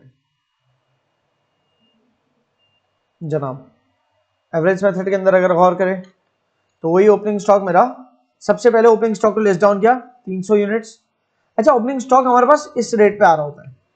एवरेज मेथड को वैसे शुरुआत ही यहां से हो रही होती, मैंने तो ये करके दिखा दी, वरना आपके पास सिंगल लाइन होती है। एवरेज मेथड में क्या होता है सिंगल लाइन होती है, एक ही रेट होता है, और वो रेट कौन सा होता है एवरेज। एवरेज नहीं, वेटेड एवरेज। क्या? एवरेज और वेटेड एवरेज का फर्क पता है क्या है? एवरेज होता 2 के रेट पे लिया हुआ स्टॉक और 3 के रेट पे स्टॉक लिया हुआ, 2 और 3 का एवरेज क्या होता है 2.5। 2 + 3 डिवाइड बाय 2 2.5 होता, ये तो था एवरेज। लेकिन मैं एवरेज की बात नहीं कर रहा, मैं कह रहा वेटेड एवरेज। वेटेड एवरेज कैसे निकलता है? जितना स्टॉक 2 के रेट पे लिया हुआ था उसको 2 से मल्टीप्लाई करके उसकी डॉलर वैल्यू निकाली, और जितना स्टॉक 3 के रेट पे लिया होता है उसको 3 से मल्टीप्लाई करके उसकी डॉलर वैल्यू निकाली, फिर इन दोनों डॉलर वैल्यूज को ऐड किया, ठीक है ना। और अब ये रेट मेरे लिए इररिलेवेंट हो गए, और क्वांटिटीज को ऐड किया, तो टोटल डॉलर्स है 2100 और 800 यूनिट से डिवाइड किया। समझ आ रही है? तो मेरे पास आया weighted average rate. Weighted average rate का फायदा पता है क्या है? वेटेड एवरेज रेट यहां क्यों निकालना जरूरी है? अगर मैं कहूं मैंने 10 यूनिट्स खरीदे 2 के रेट पे और मैंने 500 यूनिट्स खरीदे 10 के रेट पे, तो आप इन दो का एवरेज क्या निकाल लो? 6 आएगा इन दो का। अगर सिर्फ एवरेज निकालते तो क्या आता एवरेज 6 आता। आप कहते हैं मैंने ऑन एवरेज 6 के रेट पे लिए, कितने units 510 units, 510 units multiplied by 6 660। आप कहते हैं मेरी इन्वेंट्री इतनी है, हालांकि यहां देखो 10 मल्टीप्लाइड बाय 2 20 और 500 मल्टीप्लाइड बाय 10 5000, 5020 की इन्वेंट्री थी अलग। सही है? और एक्सट्रीम मिसालों से समझोगे तो और अच्छे से समझ में आएगा कि अगर मैं कहूं कि मेरे पास 100 यूनिट्स 500 के रेट पे, सॉरी 500 यूनिट्स डॉलर 100 के रेट पे है, ठीक है ना, और मेरे पास एक यूनिट है सिर्फ $2 के रेट पे, तो आप अगर एवरेज निकालोगे 2 और 100 का तो आप कहोगे 51 है एवरेज। आप कहोगे उस हिसाब से तो आप कह रहे हो 501 यूनिट्स आपके 51 के रेट पे, तो फिगर जो आएगा ना वो तकरीबन 25,000 25 और 25,000 के करीब कुछ आएगा, 25,000, ठीक है ना, समवेयर अराउंड 25,000 आएगा। जबकि यहां पर आप देखो 1 × 2 कितना आ रहा है 2, और 500 मल्टीप्लाइड बाय $100 50,000, 50,000 $2 का आपका टोटल माल था, जिसको आप बोल रहे हो तकरीबन 25,000 का माल है। सही है? तो ये बिल्कुल ऐसी बात है, क्लास के अंदर एक बच्चा लेके आया 90%, और बाकी सारे बच्चे लेके आए 10-10%, तो क्लास का एवरेज जो है ना 90 और 10 का निकाल दिया, कहा कि क्लास का रिजल्ट जो है ना 50% आया। क्लास में 50 बच्चे थे, एक बच्चा 90% लाए और बाकी 49 बच्चे सिर्फ 10% लेके आए मार्क्स। और आप कह रहे हो क्लास का एवरेज रिजल्ट आया 50%, वो आपने सिर्फ एवरेज निकाल दिया, वेटेड एवरेज नहीं निकाला। वेटेड एवरेज निकालना होता तो आप कहते कि 49 बच्चे मल्टीप्लाइड बाय 10%, 490% हुआ, और एक बच्चा मल्टीप्लाइड बाय 90%, कितना हुआ? एक और 90 ऐड कर दिया, 490 प्लस 90 580% को डिवाइड करना है 50 से, सही है ना। अब ये इररेलेवेंट हो गया कि आपने अब जो निकलेगा वेटेड एवरेज है, तो जो total amount of percentage, value of percentage divide by quantities, ठीक है ना। तो 11 पॉइंट अगर 11 पॉइंट समथिंग आपका जो है ना 11.6% आपकी एवरेज है, 50% नहीं है। एवरेज 50% जरूर होगी, लेकिन क्लास की वेटेड एवरेज 11% है, तो वेटेड एवरेज निकालना होता है, ठीक है ना। तो वेटेड एवरेज करके हमने रेट निकाल लिया, ठीक है। अब मेरे लिए ऊपर वाली बात इररेलेवेंट हो गई, वेटेड एवरेज करके मैंने रेट निकाल लिया, ये ऊपर वाली बात मेरे लिए इररेलेवेंट हो गई। 800 units at this weighted average, ये वेटेड एवरेज रेट बाद में निकाला, पहले मैंने टोटल अमाउंट्स किए, 2100 अमाउंट है, टोटल क्वांटिटीज की 800, उसको डिवाइड करके मैंने ये निकाल दिया, ठीक है। 2100 डिवाइड बाय 800 2.6 बना। तो हमने एक एवरेज जो रेट निकाला है, इशू उसी पे करेंगे अपने स्टॉक को। तो हम 150 यूनिट बेच रहे हैं, सीधा सीधा 2.625 के रेट पे सेल आउट किए, और बाकी बच गए यूनिट्स 650 उसी रेट पे। रेट में कोई चेंज नहीं आएगा, रेट पे तब तक चेंज नहीं आएगा जब तक हम नया माल खरीद नहीं लेते डिफरेंट रेट पे। तो फिर दोबारा माल 650 में से 250 यूनिट्स और बेचे, 25 फरवरी को बेचे 250 यूनिट्स, वही 2.65 के रेट पे, 2.625 आई मीन। देख लो डेसिमल के बाद 3 डेट्स तक लिया है एक्यूरेसी रखने के लिए। तो 650 में से 250 और गए तो 400 यूनिट्स रह गए 2.625 के रेट पे, तो इतनी अमाउंट बनी, ठीक है। उसके बाद नया माल आया 420 यूनिट्स का। अभी जो 420 यूनिट्स का माल आया, तो पिछला जो 400 यूनिट्स रह गया वो उतारा 2.625 के रेट पे, अमाउंट बना ये। अब दोबारा वेटेड एवरेज करना है हमें, नया माल आया 420 यूनिट्स 3.5 के रेट पे, जिसका मल्टीप्लाई करके अमाउंट ये बन रहा है। तो ये जो टोटल अमाउंट बन रहा है उसको डिवाइड किया टोटल क्वांटिटीज से, तो जाके ये रेट निकला एवरेज। गलती से भी इन दो को एवरेज मत कर देना, वेटेड एवरेज करना है कि मल्टीप्लाई हो के जो अमाउंट्स आ रहे हैं उनके टोटल को डिवाइड करना है इन क्वांटिटीज से, क्लियर है ना। 3.073 आया। फिर 8 जुलाई को 500 यूनिट्स बेचा। अच्छा, इसमें ये टेंशन नहीं है, आप ज्यादा यूनिट्स भी बेचो तो अलग अलग इन्वेंट्री के वो नहीं लेवल्स नहीं बने हुए, तो बस वो 500 एक साथ लिख दिए, एक ही रेट के ऊपर इशू कर दिए। तो 820 में से 500 यूनिट्स कम हो गए तो 320 यूनिट्स बचे इस रेट पे जिसकी वैल्यू बन रही है ये। उसके बाद नया माल आया 300 यूनिट्स 3.2 के रेट पे, तो ये जो 320 यूनिट्स थे वो एज इट इज नीचे आ गए, और नया माल 300 यूनिट्स का यहाँ डाल दिया जो कि 3.2 के रेट पे था। तो ये इससे मल्टीप्लाई के आंसर देंगे 983, मल्टीप्लाई का आंसर दे रहे हैं 960, जिसका ऐड करके आया 1943। 1943 को इन दो के टोटल 620 से डिवाइड किया तो नया रेट आएगी। और ये रेट एक्चुअली ये रेट अगली दफा की ओपनिंग इन्वेंट्री होगा। तो इस दफा की ओपनिंग इन्वेंट्री ये थी, लेकिन उस ओपनिंग इन्वेंट्री को बनते हुए एक तरह दिखा दिया, हालांकि जाना सिर्फ ये लाइन आइटम था नेक्स्ट ईयर, सही ना। बहरहाल तो ये जो क्लोजिंग इन्वेंट्री है ना मेरी इस दफा की, वो 1943 आ रही है, सही है। अब 1943 क्लोजिंग इन्वेंट्री 1943 है, तो सेल वही है, 600 के हिसाब से बेचा माल, 720 का बेचा, 3000 का बेचा, तो उस हिसाब से 4320 का माल बेचा हमने, ठीक है ना। इस सवाल याद रखना था फीफो का, किसका था ये सवाल? फीफो का था, तो उसके फीफो के हिसाब से बना हुआ था। और तो ये बात जो लिखी थी ना कि 20% मार्कअप, ये फीफो का सवाल था इस वजह से, वरना अगर इसकी जो कॉस्ट प्राइस बननी है ना उसके ऊपर मार्कअप के हिसाब से हमने सेल्स निकाली थी वैल्यू, और उस सेल्स वैल्यू को बार बार हम जो है ना 720 को लेके चल रहे हैं। तो तीसरी दफा में भी वही 720 लेके चल रहा है। हालांकि दरअसल ये यूनिट जो बेचा है ना मैंने 250, तो इसको अगर मैं उस हिसाब पे रखूँ ना कि 250 यूनिट्स मल्टीप्लाई 2.625, तो कॉस्ट कोई आएगी, वो जो भी कॉस्ट आएगी उसके हिसाब से सेल प्राइस निकाली, तो फिर वो ये नहीं बनेगी। तो एक्चुअली पीछे कैरी करके चल रहा हूँ, इसलिए ऐसे आ रहा है। बहरहाल बात तो समझ गए ना मोटी मोटी, ठीक है। तो ये सेल्स है, वही कॉस्ट ऑफ वो अपना ओपनिंग स्टॉक भी वही है जो शुरू में था हमारा 2100 का, ठीक है ना। परचेज दिस 2430 की हमने पूरे साल। 1943 क्लोजिंग, बस क्लोजिंग स्टॉक में चेंज आ रहा है, मेरा कहने का मकसद ये। तो उस क्लोजिंग स्टॉक के चेंज की वजह से कॉस्ट ऑफ गुड्स सोल्ड में चेंज आ गया और इस वजह से ग्रॉस प्रॉफिट में। तो ये ग्रॉस प्रॉफिट देखा जाए ना तो फीफो की बनिस्बत ये ग्रॉस प्रॉफिट ज्यादा है, लेकिन लीफो की बनिस्बत कम है। लीफो में हमारे पास, सॉरी फीफो में जो हमारे पास ग्रॉस प्रॉफिट आ रहा था वो 1870 आ रहा था, सबसे ज्यादा आ रहा था। लीफो में ग्रॉस प्रॉफिट हमारा सबसे कम आ रहा था। एवरेज मेथड में उन दो का समझ लो कोई दरमियान का फिगर 1710, ठीक है ना।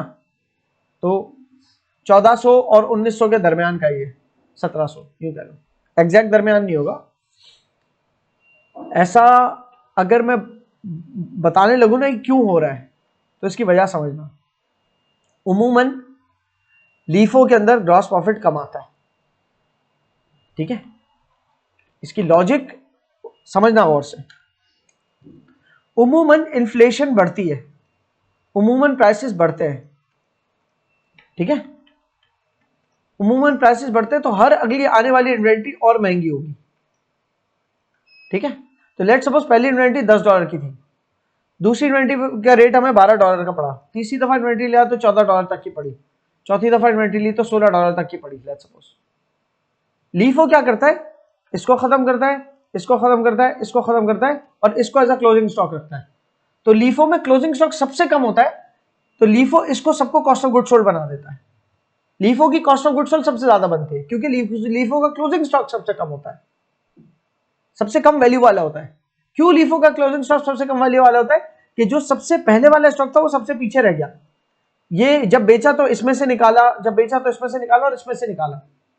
तो जब क्लोजिंग स्टॉक बिल्कुल $10 वाला रह गया तो जो भी आपका ओपनिंग इन्वेंट्री, जो भी आपकी ओपनिंग इन्वेंट्री प्लस परचेजेस आ रही होंगी, जो भी अमाउंट, उसमें से सबसे कम वाला अमाउंट माइनस हुआ।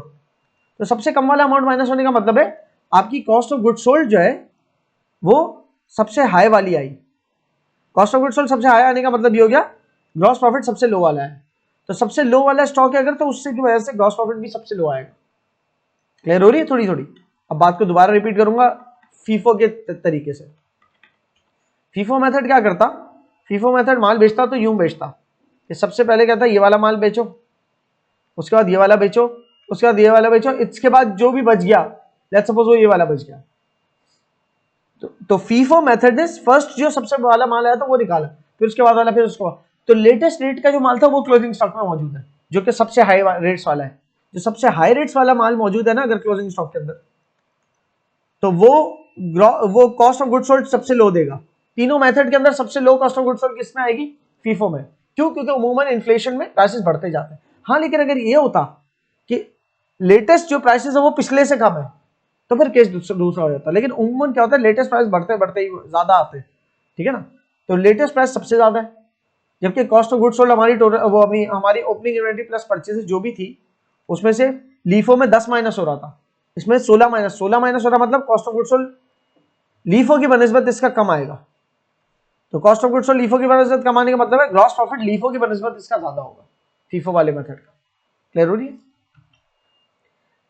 एवरेज मेथड के सब इनको एवरेज आउट कर रहा होता है, ठीक है ना। एवरेज मेथड के अंदर उन दोनों का टच आ रहा होता है, लीफो और फीफो दोनों का, सही है। तो ना लीफो के जितना कम ग्रॉस प्रॉफिट, ना फीफो के जितना ज्यादा ग्रॉस प्रॉफिट। क्लियर है, एवरेज उसके दरमियान का।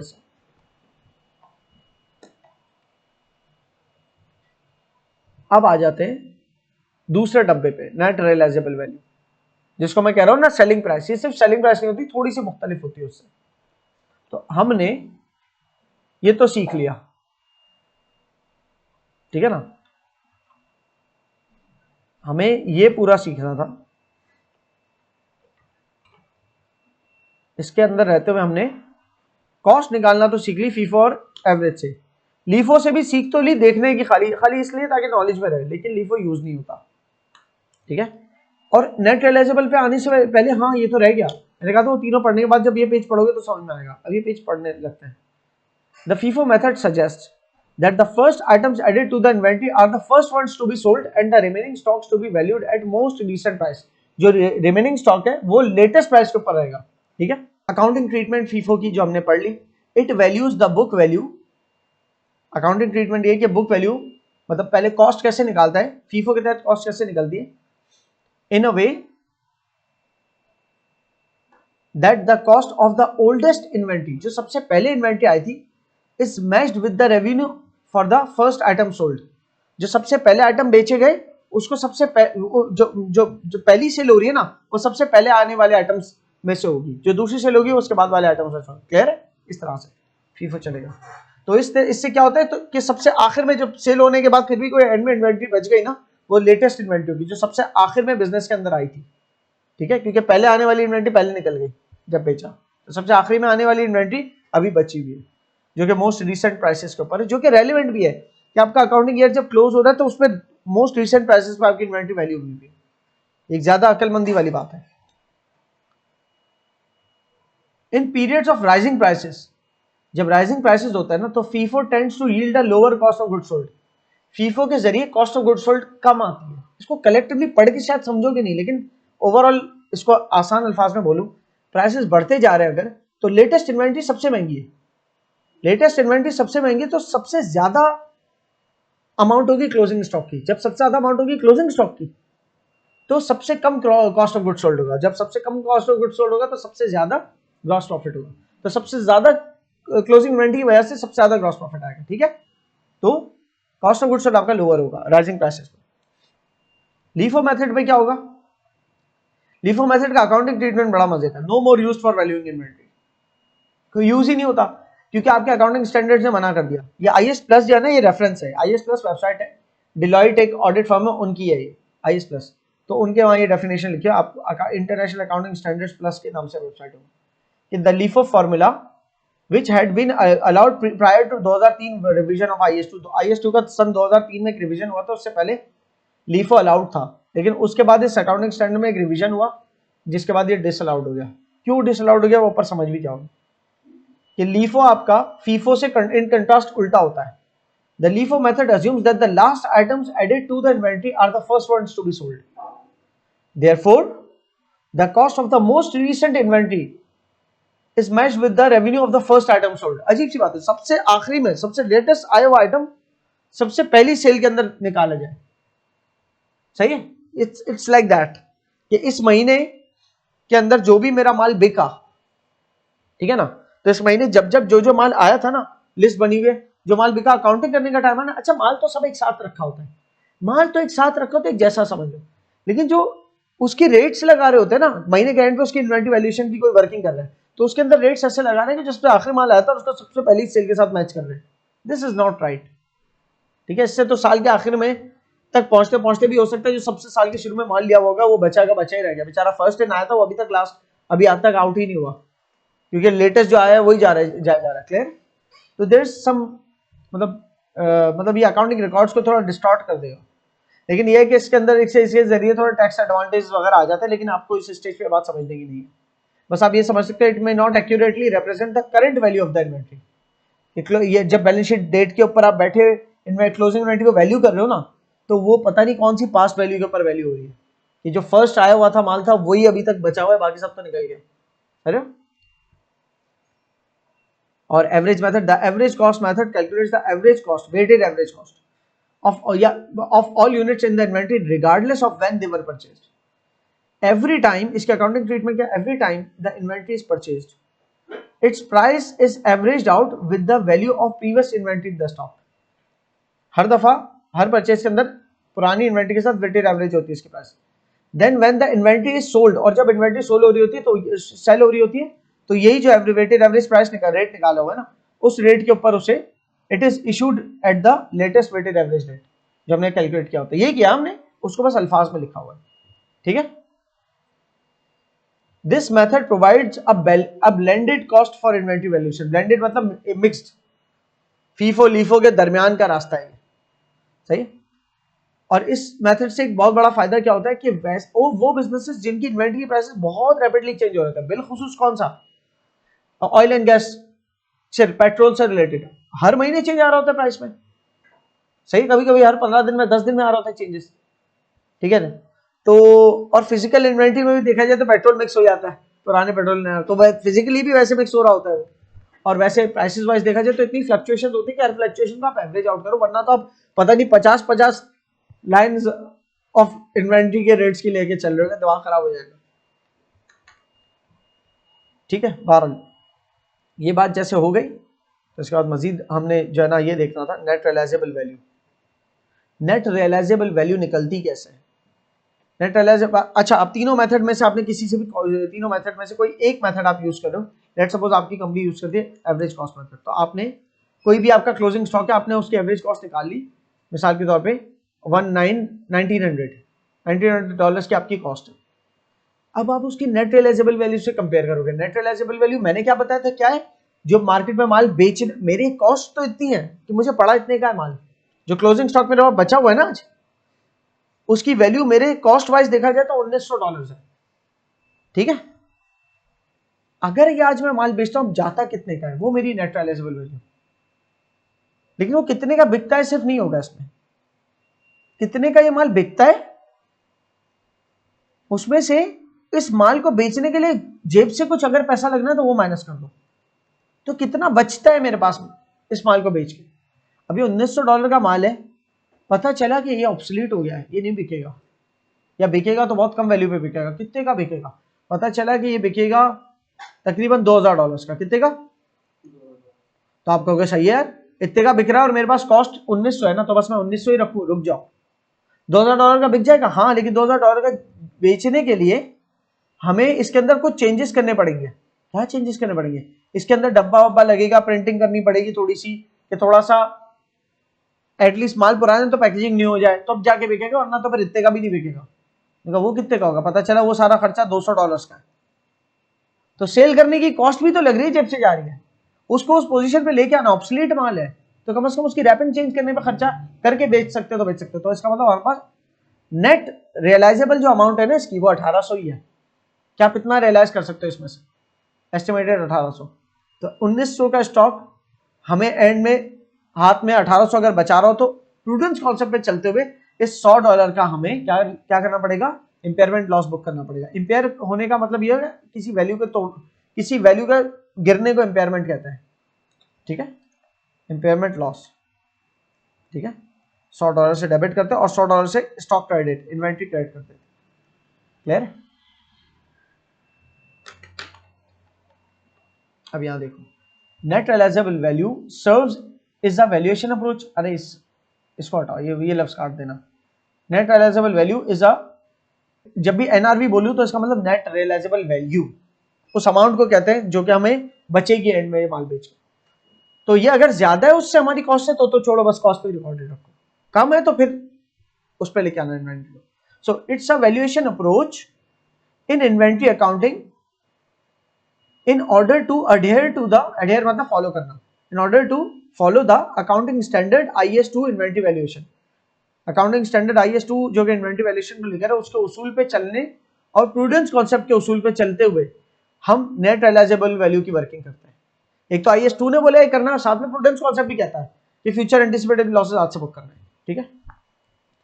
क्या कहता है IS2 कहता है कि जो इन्वेंट्री है आपकी, उसकी बुक वैल्यू, बैलेंस शीट में जो वैल्यू जाएगी ना इन्वेंट्री, वो लोअर होगी कॉस्ट और नेट रियलाइजेबल वैल्यू की। क्या आपने जो भी कॉस्ट निकाली होगी, जो भी मेथड को यूज करते हुए, चाहे फीफो या एफको के जरिए जो भी कॉस्ट निकालेगी, उसमें नेट रियलाइजेबल वैल्यू में जो कम वाली अमाउंट होगी उस पर आपको रिकॉर्ड करनी है। पीछे बात हो चुकी है। एनआरवी का फॉर्मूला मैंने क्या बताया, फेयर वैल्यू मतलब इसका कोई, अगर हम बेचने जाएं तो इसके जो प्राइस आएंगे उसमें से वो माइनस कर दो कि उसको बेचने जाने के अंदर कितने जतन करने पड़े जो जेब से जा रहे हैं, तो जो बच रही है वो नेट रियलाइजेबल वैल्यू, ठीक है। अब देखो, in case the NRV is above the cost, अगर कॉस्ट से ज्यादा है एनआरवी तो फिर कॉस्ट पे रिकॉर्ड रखो अपनी इन्वेंट्री को। कॉस्ट अगर कम है, एनआरवी कॉस्ट से ज्यादा है तो मतलब कॉस्ट कम है एनआरवी से, तो जो कम है उस पर रिकॉर्डेड रख लिया ना। मैं तो कॉस्ट और एनआरवी के अंदर कम अगर कॉस्ट है तो कॉस्ट पे इन्वेंट्री रखो, कोई मसला ही नहीं है। तो then we don't increase the value of inventory की वैल्यू बढ़ा मत देना। क्या एनआरवी ज्यादा आ रही है तो एनआरवी तक लेके चले आते हैं, इन्वेंट्री डेबिट कर देते हैं और रीवैल्यूएशन गेन क्रेडिट कर देते हैं। नहीं भाई, क्या कर रहे हो, नॉट अलाउड। सही है ना, it's not allowed. Why not allowed? It's not a realised gain. तो रियलाइज्ड गेन थोड़ी कि आप इन्वेंट्री में एसेट बढ़ा रहे हो अपना, छोड़ दो इसको, नहीं बढ़ाओ इन्वेंट्री की वैल्यू अगर रियलाइजेबल वैल्यू ज्यादा है। लेकिन अगर नेट रियलाइजेबल वैल्यू कम है उससे जो आपकी कॉस्ट, आपके पास कॉस्ट आ रही है 1900 और नेट रियलाइजेबल वैल्यू 1800 है, आप 1800 पे लेके आओगे, मतलब आप अपनी इन्वेंट्री को 100 से डिक्रीज करोगे, you will decrease the value of the inventory ताकि आप नेट रियलाइजेबल वैल्यू को मैच करो। एग्जाम्पल 1 यहां पर दी हुई है जिसमें कॉस्ट कम है एनआरवी से, तो मसला ही कोई नहीं, ये पूरा केस पढ़ लोगे तो समझ में आ जाएगा। कॉस्ट इसके स्टॉक की $15,000, इसका स्टॉक कितने का है? $15,000 का, ठीक है ना। जबकि इसकी सेलेबल वैल्यू, आप कॉस्ट, ये कॉस्ट कैसे कैलकुलेट की होगी? एवरेज मेथड से की होगी या फीफो से की होगी, जो जिस मेथड से भी 15,000 आपके पास स्टॉक की क्लोजिंग वैल्यू आ रही है, जो अभी तक हमने देखी ना तीनों मेथड। तो लेट्स सपोज वो पूरा शेड्यूल के साथ एंड में आंसर है $15,000, ठीक है। जबकि मार्केट वैल्यू उसकी मालूम की तो 25,000 उसके पैसे हमारे पास आ रहे हैं अगर हम उसको बेचने जाते हैं उस स्टॉक को, और 2,000 जो हमें माल बिकवा के देगा ना उस एजेंट का कमीशन होगा, तो 23,000 फिर भी आ रहे होंगे। तो कम क्या है? कॉस्ट या एनआरवी? तो कॉस्ट पे रहने देंगे, नो एडजस्टमेंट रिक्वायर्ड, ठीक है। लेकिन पढ़ना पूरा पूरा है इसको, क्योंकि वो रीजन भी पूछ सकता है सवाल में।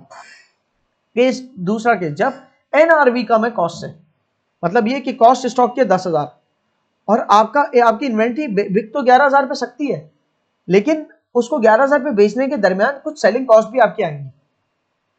कितनी होगी? तकरीबन 2,500 तक की होगी। 2,500 जेब से भी जाएगा, तो 11,000 में से इसका मतलब 11,000 सेलेबल वैल्यू में से माइनस सेलिंग कॉस्ट करो तो एनआरवी निकली 8,500।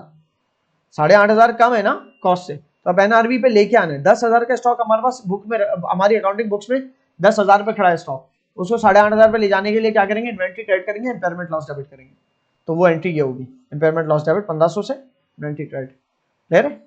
ये नोट बहुत ही ज्यादा इंपॉर्टेंट है, ये अगर पढ़ते हो ना इस पॉइंट पे तो कनेक्टेड चलोगे। ये बहुत इंपॉर्टेंट 3 नोट्स हैं। पहला नोट है closing stock in cost of goods sold. Cost of goods sold के अंदर कौन सी वैल्यू जाती है क्लोजिंग स्टॉक की? ये वाला नोट है कि आपकी बुक वैल्यू कौन सी जाती है, बुक वैल्यू मतलब balance sheet value, closing stock की बैलेंस शीट वैल्यू क्या होती है, कौन सी जाती है, और impairment loss.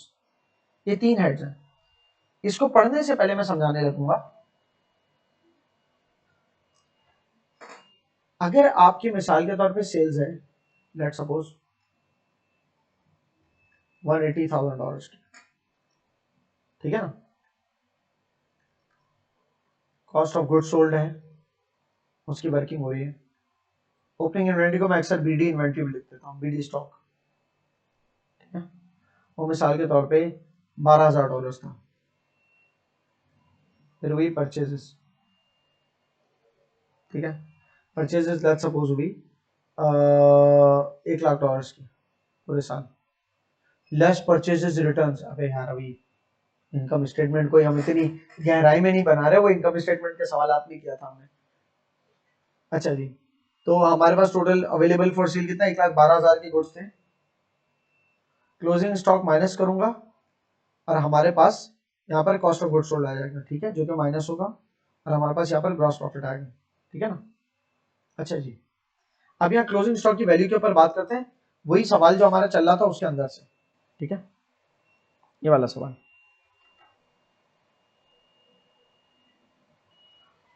Dairy Foods holds a stock of frozen items in its inventory. The total cost of these frozen goods is $10,000. ठीक है ना, टोटल कॉस्ट का ये इन्वेंट्री का जो आखिरी क्लोजिंग इन्वेंट्री है ना उसकी बात कर रहे हैं, $10,000। However, due to sudden decline in the market demand, ये $10,000 कैसे कैलकुलेट किए होंगे? या तो फीफो से या एवरेज से किए होंगे, ठीक है। However, due to a sudden decline in market demand due to changes in consumer preferences, the inventory can best be sold at $11,000.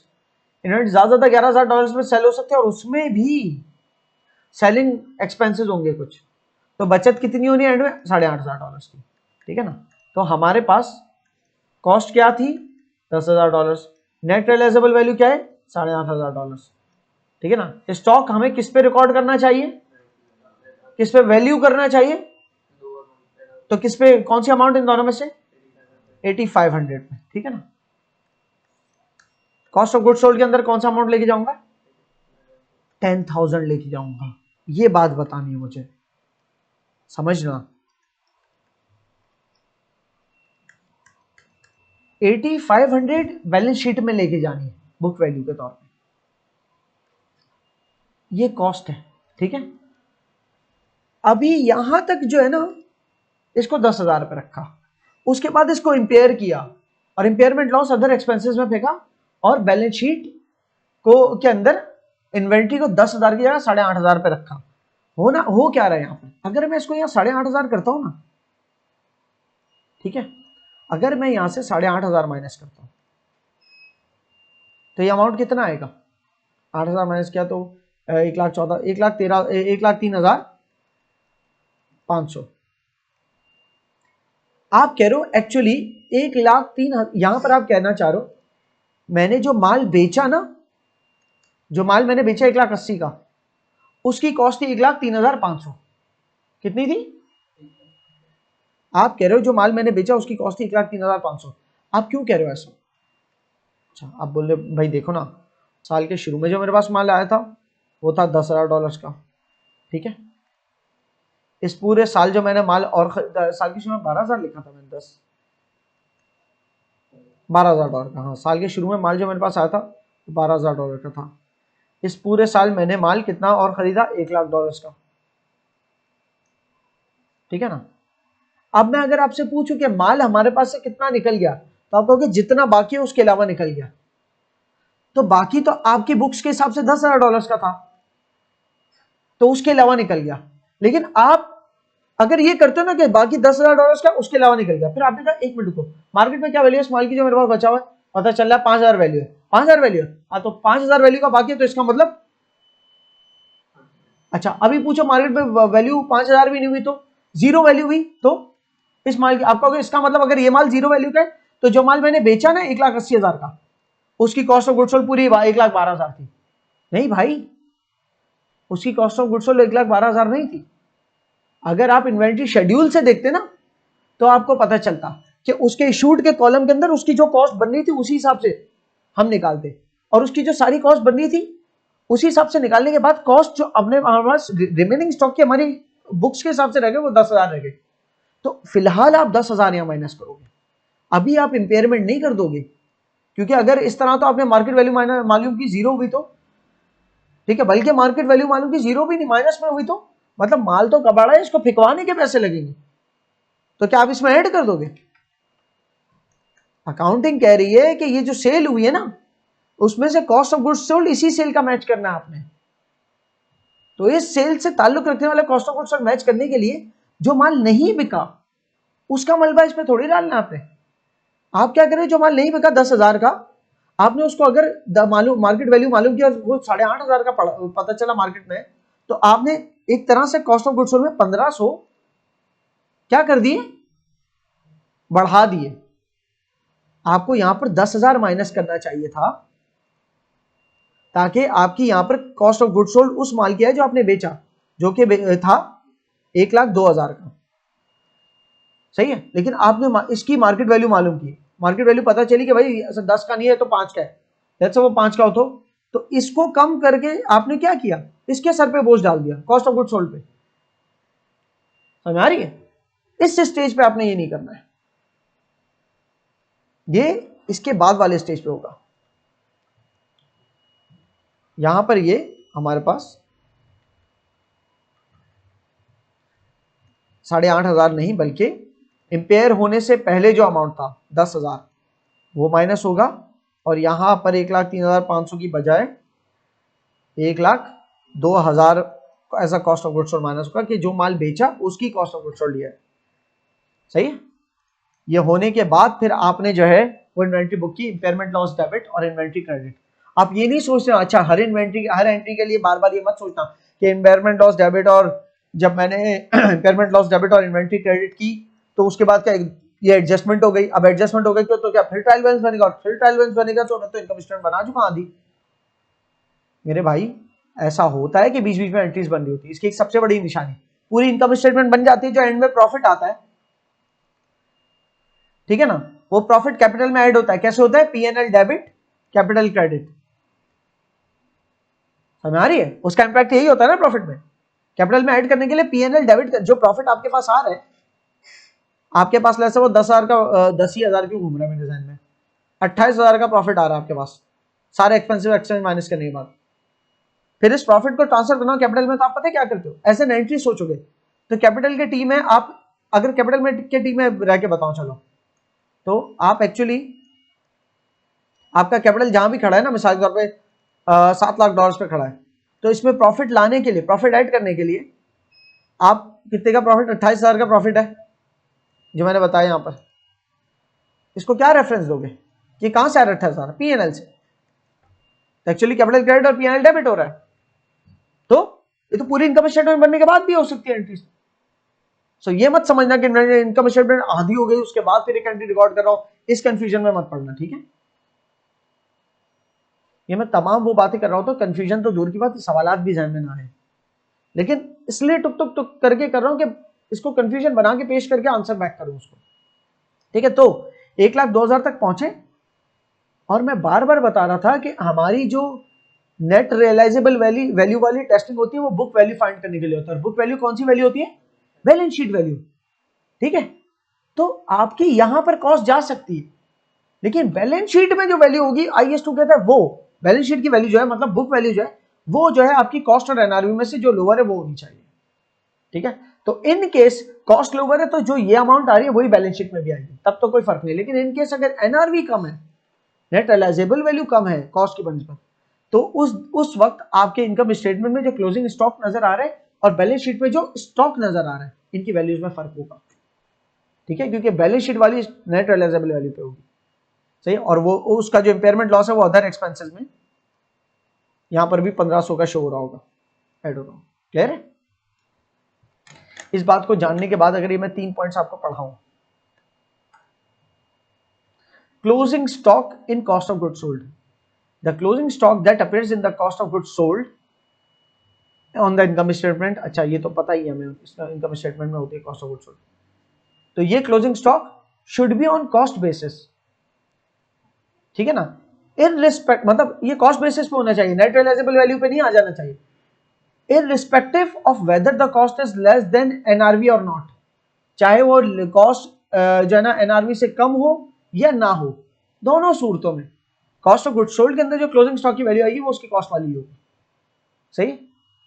फिर इम्पेयरमेंट की बारी आती है, impairment loss in operating expenses in case where the net realisable value is less than the cost of the inventory, तो ये किसका impairment का है, जब एनआरवी आपकी कॉस्ट से कम हो तो इम्पेयरमेंट करनी है, this indicates impairment, the impairment loss should be recognized and reflected in the operating expenses section of the income statement, ठीक है ना। ऑपरेटिंग एक्सपेंसेस वाला सेक्शन है ना, वहां नजर आना चाहिए इम्पेयरमेंट लॉस, जरा सा भी इम्पेयरमेंट लॉस का effect cost of goods sold के अंदर नहीं आना चाहिए। फिर बुक वैल्यू की बात है, मतलब balance sheet value, book value of inventory after impairment, क्या सिनेरियो है, the carrying value, net book value या बुक वैल्यू या बैलेंस शीट वैल्यू जो भी बोलो, the carrying value of the impaired inventory in the balance sheet is the net realizable value, ठीक है। किस केस में, जब net realizable value लो होगी, क्लियर हो गया। उसके बाद आपके पास ये एक सवाल है, इसके अंदर पार्ट ए है सवाल का, जिसके अंदर इसने आपको इन्वेंट्री वैल्यूएशन शेड्यूल बनाने का बोला है, फीफो और एफको वाला, इस पूरे सवाल को लेकर, क्लियर है। और इस सवाल में कुछ भी फर्क नहीं सिवाय इसके, हाँ पिछले सवाल जैसे है, बस एक फर्क है, 200 carpets were sold at 25% profit margin not markup, लेकिन स्टिल पार्ट ए के अंदर कोई इसका अमल दखल नहीं, क्योंकि पार्ट ए में इसने इनकम स्टेटमेंट नहीं मांगी, इसने इन्वेंट्री शेड्यूल मांगा, और इन्वेंट्री शेड्यूल में सेलिंग प्राइस का ताल्लुक नहीं होता। पार्ट बी क्या है, एक कश्मीरी क्राफ्ट एम्पोरियम जो है उसको एक चाइनीज कॉम्पिटिटर इनकाउंटर उसने किया कि उसकी मार्केट के अंदर, कारपेट्स की मार्केट में एक चाइनीज कॉम्पिटिटर भी आ गया, ठीक है। वो एंटर जैसे मार्केट हुआ तो फिर due to this its carpets could be sold only for $300 each, Kashmiri craft की जो कारपेट्स है ना वो सिर्फ $300 के बिक सकते थे, ठीक है। वैसे कितने देखो, वैसे कितने कितने के पड़ रहे थे, कभी 300 का खरीदा था, चेक कर लो, इसी तरीके से कभी 280 का खरीदा था, तो 300 का बिकना तो बहुत ही कम प्रॉफिट पे बिकना हुआ, और हो सकता है कम प्रॉफिट जो वो भी खत्म हो जाए, कैसे, and even to get that price, और इवन वो प्राइस लेने के लिए इसको रीपैकेजिंग करवाने की जरूरत थी जिसमें टोटल $3,000 लग जाते, तो अगर $300 के हिसाब से क्लोजिंग इन्वेंटरी जो भी है उसको मल्टीप्लाई करके अगर आपको लग रहा है ना जो भी कॉस्ट आ रही है, ठीक है ना, कि आपकी पहले तो कॉस्ट निकाली थी आपने जो पहले वाले सवाल के अंदर, पहले पार्ट के अंदर फीफो के जरिए कॉस्ट निकाली और एवरेज के जरिए कॉस्ट निकाली, ठीक है ना। अब लेट्स सपोज फीफो की बारी है। सबसे पहले फीफो के जरिए जो कॉस्ट निकाली उसको कंपेयर किया हमने net realisable value. So net realisable value कैसे निकली, मार्केट में ज्यादा से ज्यादा आपको 300 रुपए मिल सकते हैं आपके पर कारपेट, और आपके पास एंड में साल के आखिर में कारपेट कितने बचे, 250 कारपेट आपके पास बचे 180 वाले और 400 कारपेट बचे 250 वाले, तो 250 400 टोटल 650 कारपेट बचे, ठीक है। वो 650 कारपेट की सेलिंग प्राइस 300 मैक्सिमम आ सकती है, तो 650 मल्टीप्लाइड बाय 300 करके जो भी सेलिंग प्राइस की सेलेबल वैल्यू आ रही है वो लिखी, उसके बाद कहा कि लेकिन उसमें से फिर 3000 माइनस भी करने, ये सेलिंग कॉस्ट भी लग रही है इस पर, ठीक है। तो जो नेट बचेगा ना वो आपका क्या होगा, एग्जैक्टली सब इसका पार्ट बी जो है उसके अंदर क्या पता चलता है कि एक चाइनीज कॉम्पिटिटर एंटर हो गया, सही ना। आपने फीफो और एफको के जरिए अपनी कॉस्ट निकाल ली है पहले, सही ना, और जब ये पूरी वर्किंग की होगी तो कॉस्ट मतलब क्लोजिंग इन्वेंटरी एंड की क्लोजिंग इन्वेंटरी की कॉस्ट निकली होगी, और ना सिर्फ कॉस्ट निकली होगी, क्लोजिंग इन्वेंटरी की क्वांटिटी भी निकल जाएगी जब आप पूरा शेड्यूल बनाओगे ना, क्योंकि आपके पास ओपनिंग इन्वेंटरी यहाँ दी हुई है, क्या गया यहाँ पर ओपनिंग इन्वेंटरी दी हुई है 250 कारपेट 180 वाले, 400 कारपेट 250 वाले, और उसके बाद सारी ट्रांजेक्शन दी हुई है। तो ये सब होने के बाद आपके पास क्लोजिंग इन्वेंटरी की कोई क्वांटिटी होगी कि कितने कारपेट्स बचे, ठीक है, और किस प्राइसिंग पे बचे। फीफो के अंदर तो हो सकता है 2-3 मल्टीपल लेवल्स आ रहे हो प्राइसिंग के, लेकिन उस सबको मल्टीप्लाई करके टोटल निकालोगे तो क्लोजिंग इन्वेंटरी कॉस्ट आ जाएगी, और एवरेज मेथड के अंदर तो वैसे ही एक सिंगल रेट होता है, तो उसको मल्टीप्लाई करोगे क्वांटिटी से तब भी कॉस्ट आ जाएगी आपकी इन्वेंटरी की। तो वो जो भी क्लोजिंग कॉस्ट आ रही है इन्वेंटरी की, सही है, दोनों मेथड से में से कोई एक ही अडॉप्ट करेगी कंपनी, ठीक है ना। लेकिन मैं आपसे दोनों करवा रहा हूँ, और दोनों को ही आगे जो अगला पार्ट बी भी जो है ना उसका दोनों को लेकर सवाल है, फीफो को लेकर एनआरवी का अलग सवाल है और एफको को लेकर एनआरवी की अलग रिक्वायरमेंट है, क्लियर है। तो जी अब पार्ट बी पे आते हैं। कश्मीरी क्राफ्ट एम्पोरियम ने एनकाउंटर किया एक चाइनीज कॉम्पिटिटर को, ठीक है, जो कि मार्केट को एंटर हुआ and due to its carpets and due to this, और इस कॉम्पिटिटर की वजह से कश्मीरी क्राफ्ट एम्पोरियर के जो कारपेट है ना वो अब बहुत ज्यादा महंगे नहीं बिक सकते, वरना तो हो सकता है 280 का लिया हुआ कारपेट शायद 500 600 का बेचता हो, ठीक है, जो कि ऊपर देख भी लेते हैं कि 120 हैंडमेड कारपेट्स बेचे $80,000 के, सही है। तो 120 कारपेट अगर $80,000 के बेचे हैं, तो अगर मैं एक जीरो कम करूं तो तकरीबन 700-800 का एक कारपेट बेच रहा था, अब वो सिर्फ 300 का बेच पा रहा है, सही है। तो इसका मतलब ठग से गिरी है इसकी अच्छी खासी नेट रियलाइजेबल वैल्यू।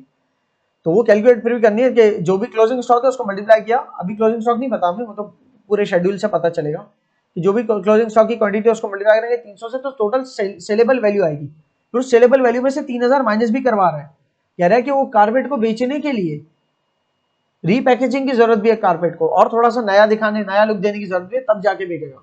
और वो तमाम कारपेट जितने भी क्लोजिंग स्टॉक है उसको नया लुक देने के लिए तकरीबन $3000 लगेंगे, ठीक है। तो वो भी सेलिंग कॉस्ट का तौर पे माइनस करेंगे तब जाके एनआरवी निकलेगी।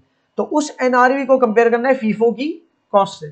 तो फीफो की कॉस्ट अगर कम हुई तो फीफो की कॉस्ट के ऊपर ही बुक करेंगे आप अपनी इन्वेंटरी को, कोई एडजस्टमेंट रिक्वायर्ड नहीं। लेकिन अगर एनआरवी कम हुई तो फिर उस नेट रियलाइजेबल वैल्यू पे वो करेंगे। तो पहले तो फीफो को लेकर करना है हैंडल, उसके बाद एफको को लेकर हैंडल करना है, ठीक है। और मैं सवाल को यहाँ होता हुआ दिखाऊं तो आपके सामने देखना, फीफो के जरिए सवाल मैंने सॉल्व किया हुआ था तो इसलिए खाली दिखा रहा हूँ।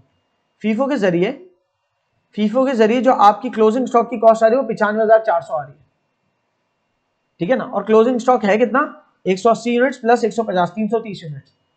तो 330 यूनिट्स का क्लोजिंग स्टॉक है। अगर मैं इक्वल्स टू 330 को मल्टीप्लाई करूं 300 की प्राइस से, जितने में बिक सकता है वो, तो 99,000 का मैक्स बिक सकता है,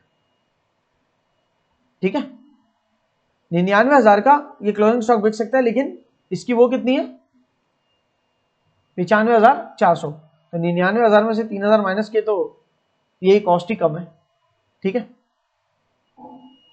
आप वुड सजेस्ट कि इस फिगर को चेंज कर दो, इसको 3,000 की जगह 5,000 कर दो, ठीक है। I will also do it in the notes. ये फिगर चेंज करके आप 5,000 पे ले आओ, ताकि आपका थोड़ा सा इंटरेस्टिंग हो जाएगा। क्योंकि अभी फिलहाल हमारे केस के अंदर ना वो एनआरवी जो मैं चाह रहा हूं ना वो वैसे नहीं होगी, इसको 5 की जगह बल्कि 6 या 7,000 भी कर दो तो मेरे ख्याल से और बेहतर है, ठीक है ना। इसको मैं 7,000 कर देता हूँ, ठीक है। तो इससे क्या फायदा होगा, अगर ये मैं 7,000 करता हूँ सेलिंग कॉस्ट के, मुझे ये माल 330 यूनिट्स 300 के हिसाब पे बेचने में 99,000 पैसे तो मिल जाएंगे, लेकिन वो 7,000 रुपये पैकेजिंग में भी लगने ऐसा करने के लिए, तो 99,000 में से 7,000 गए, हमारी इन्वेंट्री कितनी बची, 92,000 कॉस्ट, 92,000 एनआरवी आई इन्वेंट्री की, ठीक है ना। नेट रियलाइजेबल वैल्यू 92,000, क्योंकि 99,000 का मैक्सिमम बेच सकते हैं और ऐसा बेचने के लिए 7,000 का एक्सपेंस भी करना पड़ेगा, तो नेट हमारे पास 92,000 बचेंगे।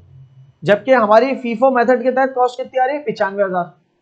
तो कॉस्ट और एनआरवी में क्या चीज कम है, एनआरवी, तो इस कितना कम है, 3400 कम है, तो 3400 से इन्वेंट्री क्रेडिट और इम्पेयरमेंट लॉस डेबिट करना पड़ेगा, ठीक है। जबकि यहां पर क्या है, यहां पर एनआरवी तो यही है 92,000, लेकिन एवरेज मेथड के जरिए क्या आ रही है कॉस्ट 90,000, तो बस एवरेज मेथड के जरिए 90 पे रखता मैं, ठीक है ना। ये पूरा सॉल्व करना है शेड्यूल बना के, तभी जाके हैंडल होगा। देखो आप लोग जो अभी पढ़ रहे हो ना, जितना भी मेरे इतने लंबे लंबे लेक्चर क्यों हो रहे हैं, आपके अंदर आपके पूरे स्ट्रक्चर सेट कर रहा हूँ। स्ट्रक्चर सेट हो जाने के बाद आपके सवाल ऐसे नहीं आएंगे इतने बड़े बड़े, वो बीच में से कुछ भी टेस्ट करेगा आपकी नॉलेज को। तो जब आपकी टाइमलाइन अच्छी बनी होगी, आपके पास ऑर्डर अच्छा होगा कि कौन सा काम कब हो रहा है, किस स्ट्रक्चर में हो रहा है, तो आप किसी पॉइंट पे भी अपनी वर्किंग जो है ना करा के आंसर दे दोगे। ज्यादा थोड़े बहुत घूमोगे तो इंग्लिश में घूम जाओगे, और उस इंग्लिश को पढ़ के सवाल सॉल्व करके पास में के वैसे ही सीख लोगे, क्लियर। सो ये पूरे तौर पे करने तमाम चीजें इसलिए जरूरी है खुद अपने आप पे कि स्ट्रक्चर मिस ना हो, सही। जैसे ग्रैंड ट्रांजेक्शन की थी हमने, पूरा एक स्ट्रक्चर बिठाया था, किस तरह ट्रांजेक्शन से लेकर हम balance sheet, income statement, balance sheet तक जाते हैं, तो वो जो पूरा इतना लंबा चौड़ा सवाल तो इसी लेता है कि स्ट्रक्चर मिस आउट ना। तो आपकी ये 3 रिक्वायरमेंट्स है। सबसे पहले तो perform NRV test on inventory. NRV test को परफॉर्म करने का मतलब ये है कि इन्वेंट्री के एनआरवी मालूम करो, जो भी क्लोजिंग इन्वेंट्री है आपकी 330 यूनिट जो है, वो कितने के बिकेंगे और कितने उसमें सेलिंग कॉस्ट लगेगी, तो बचेंगे कितने, वो एनआरवी टेस्ट हो गया।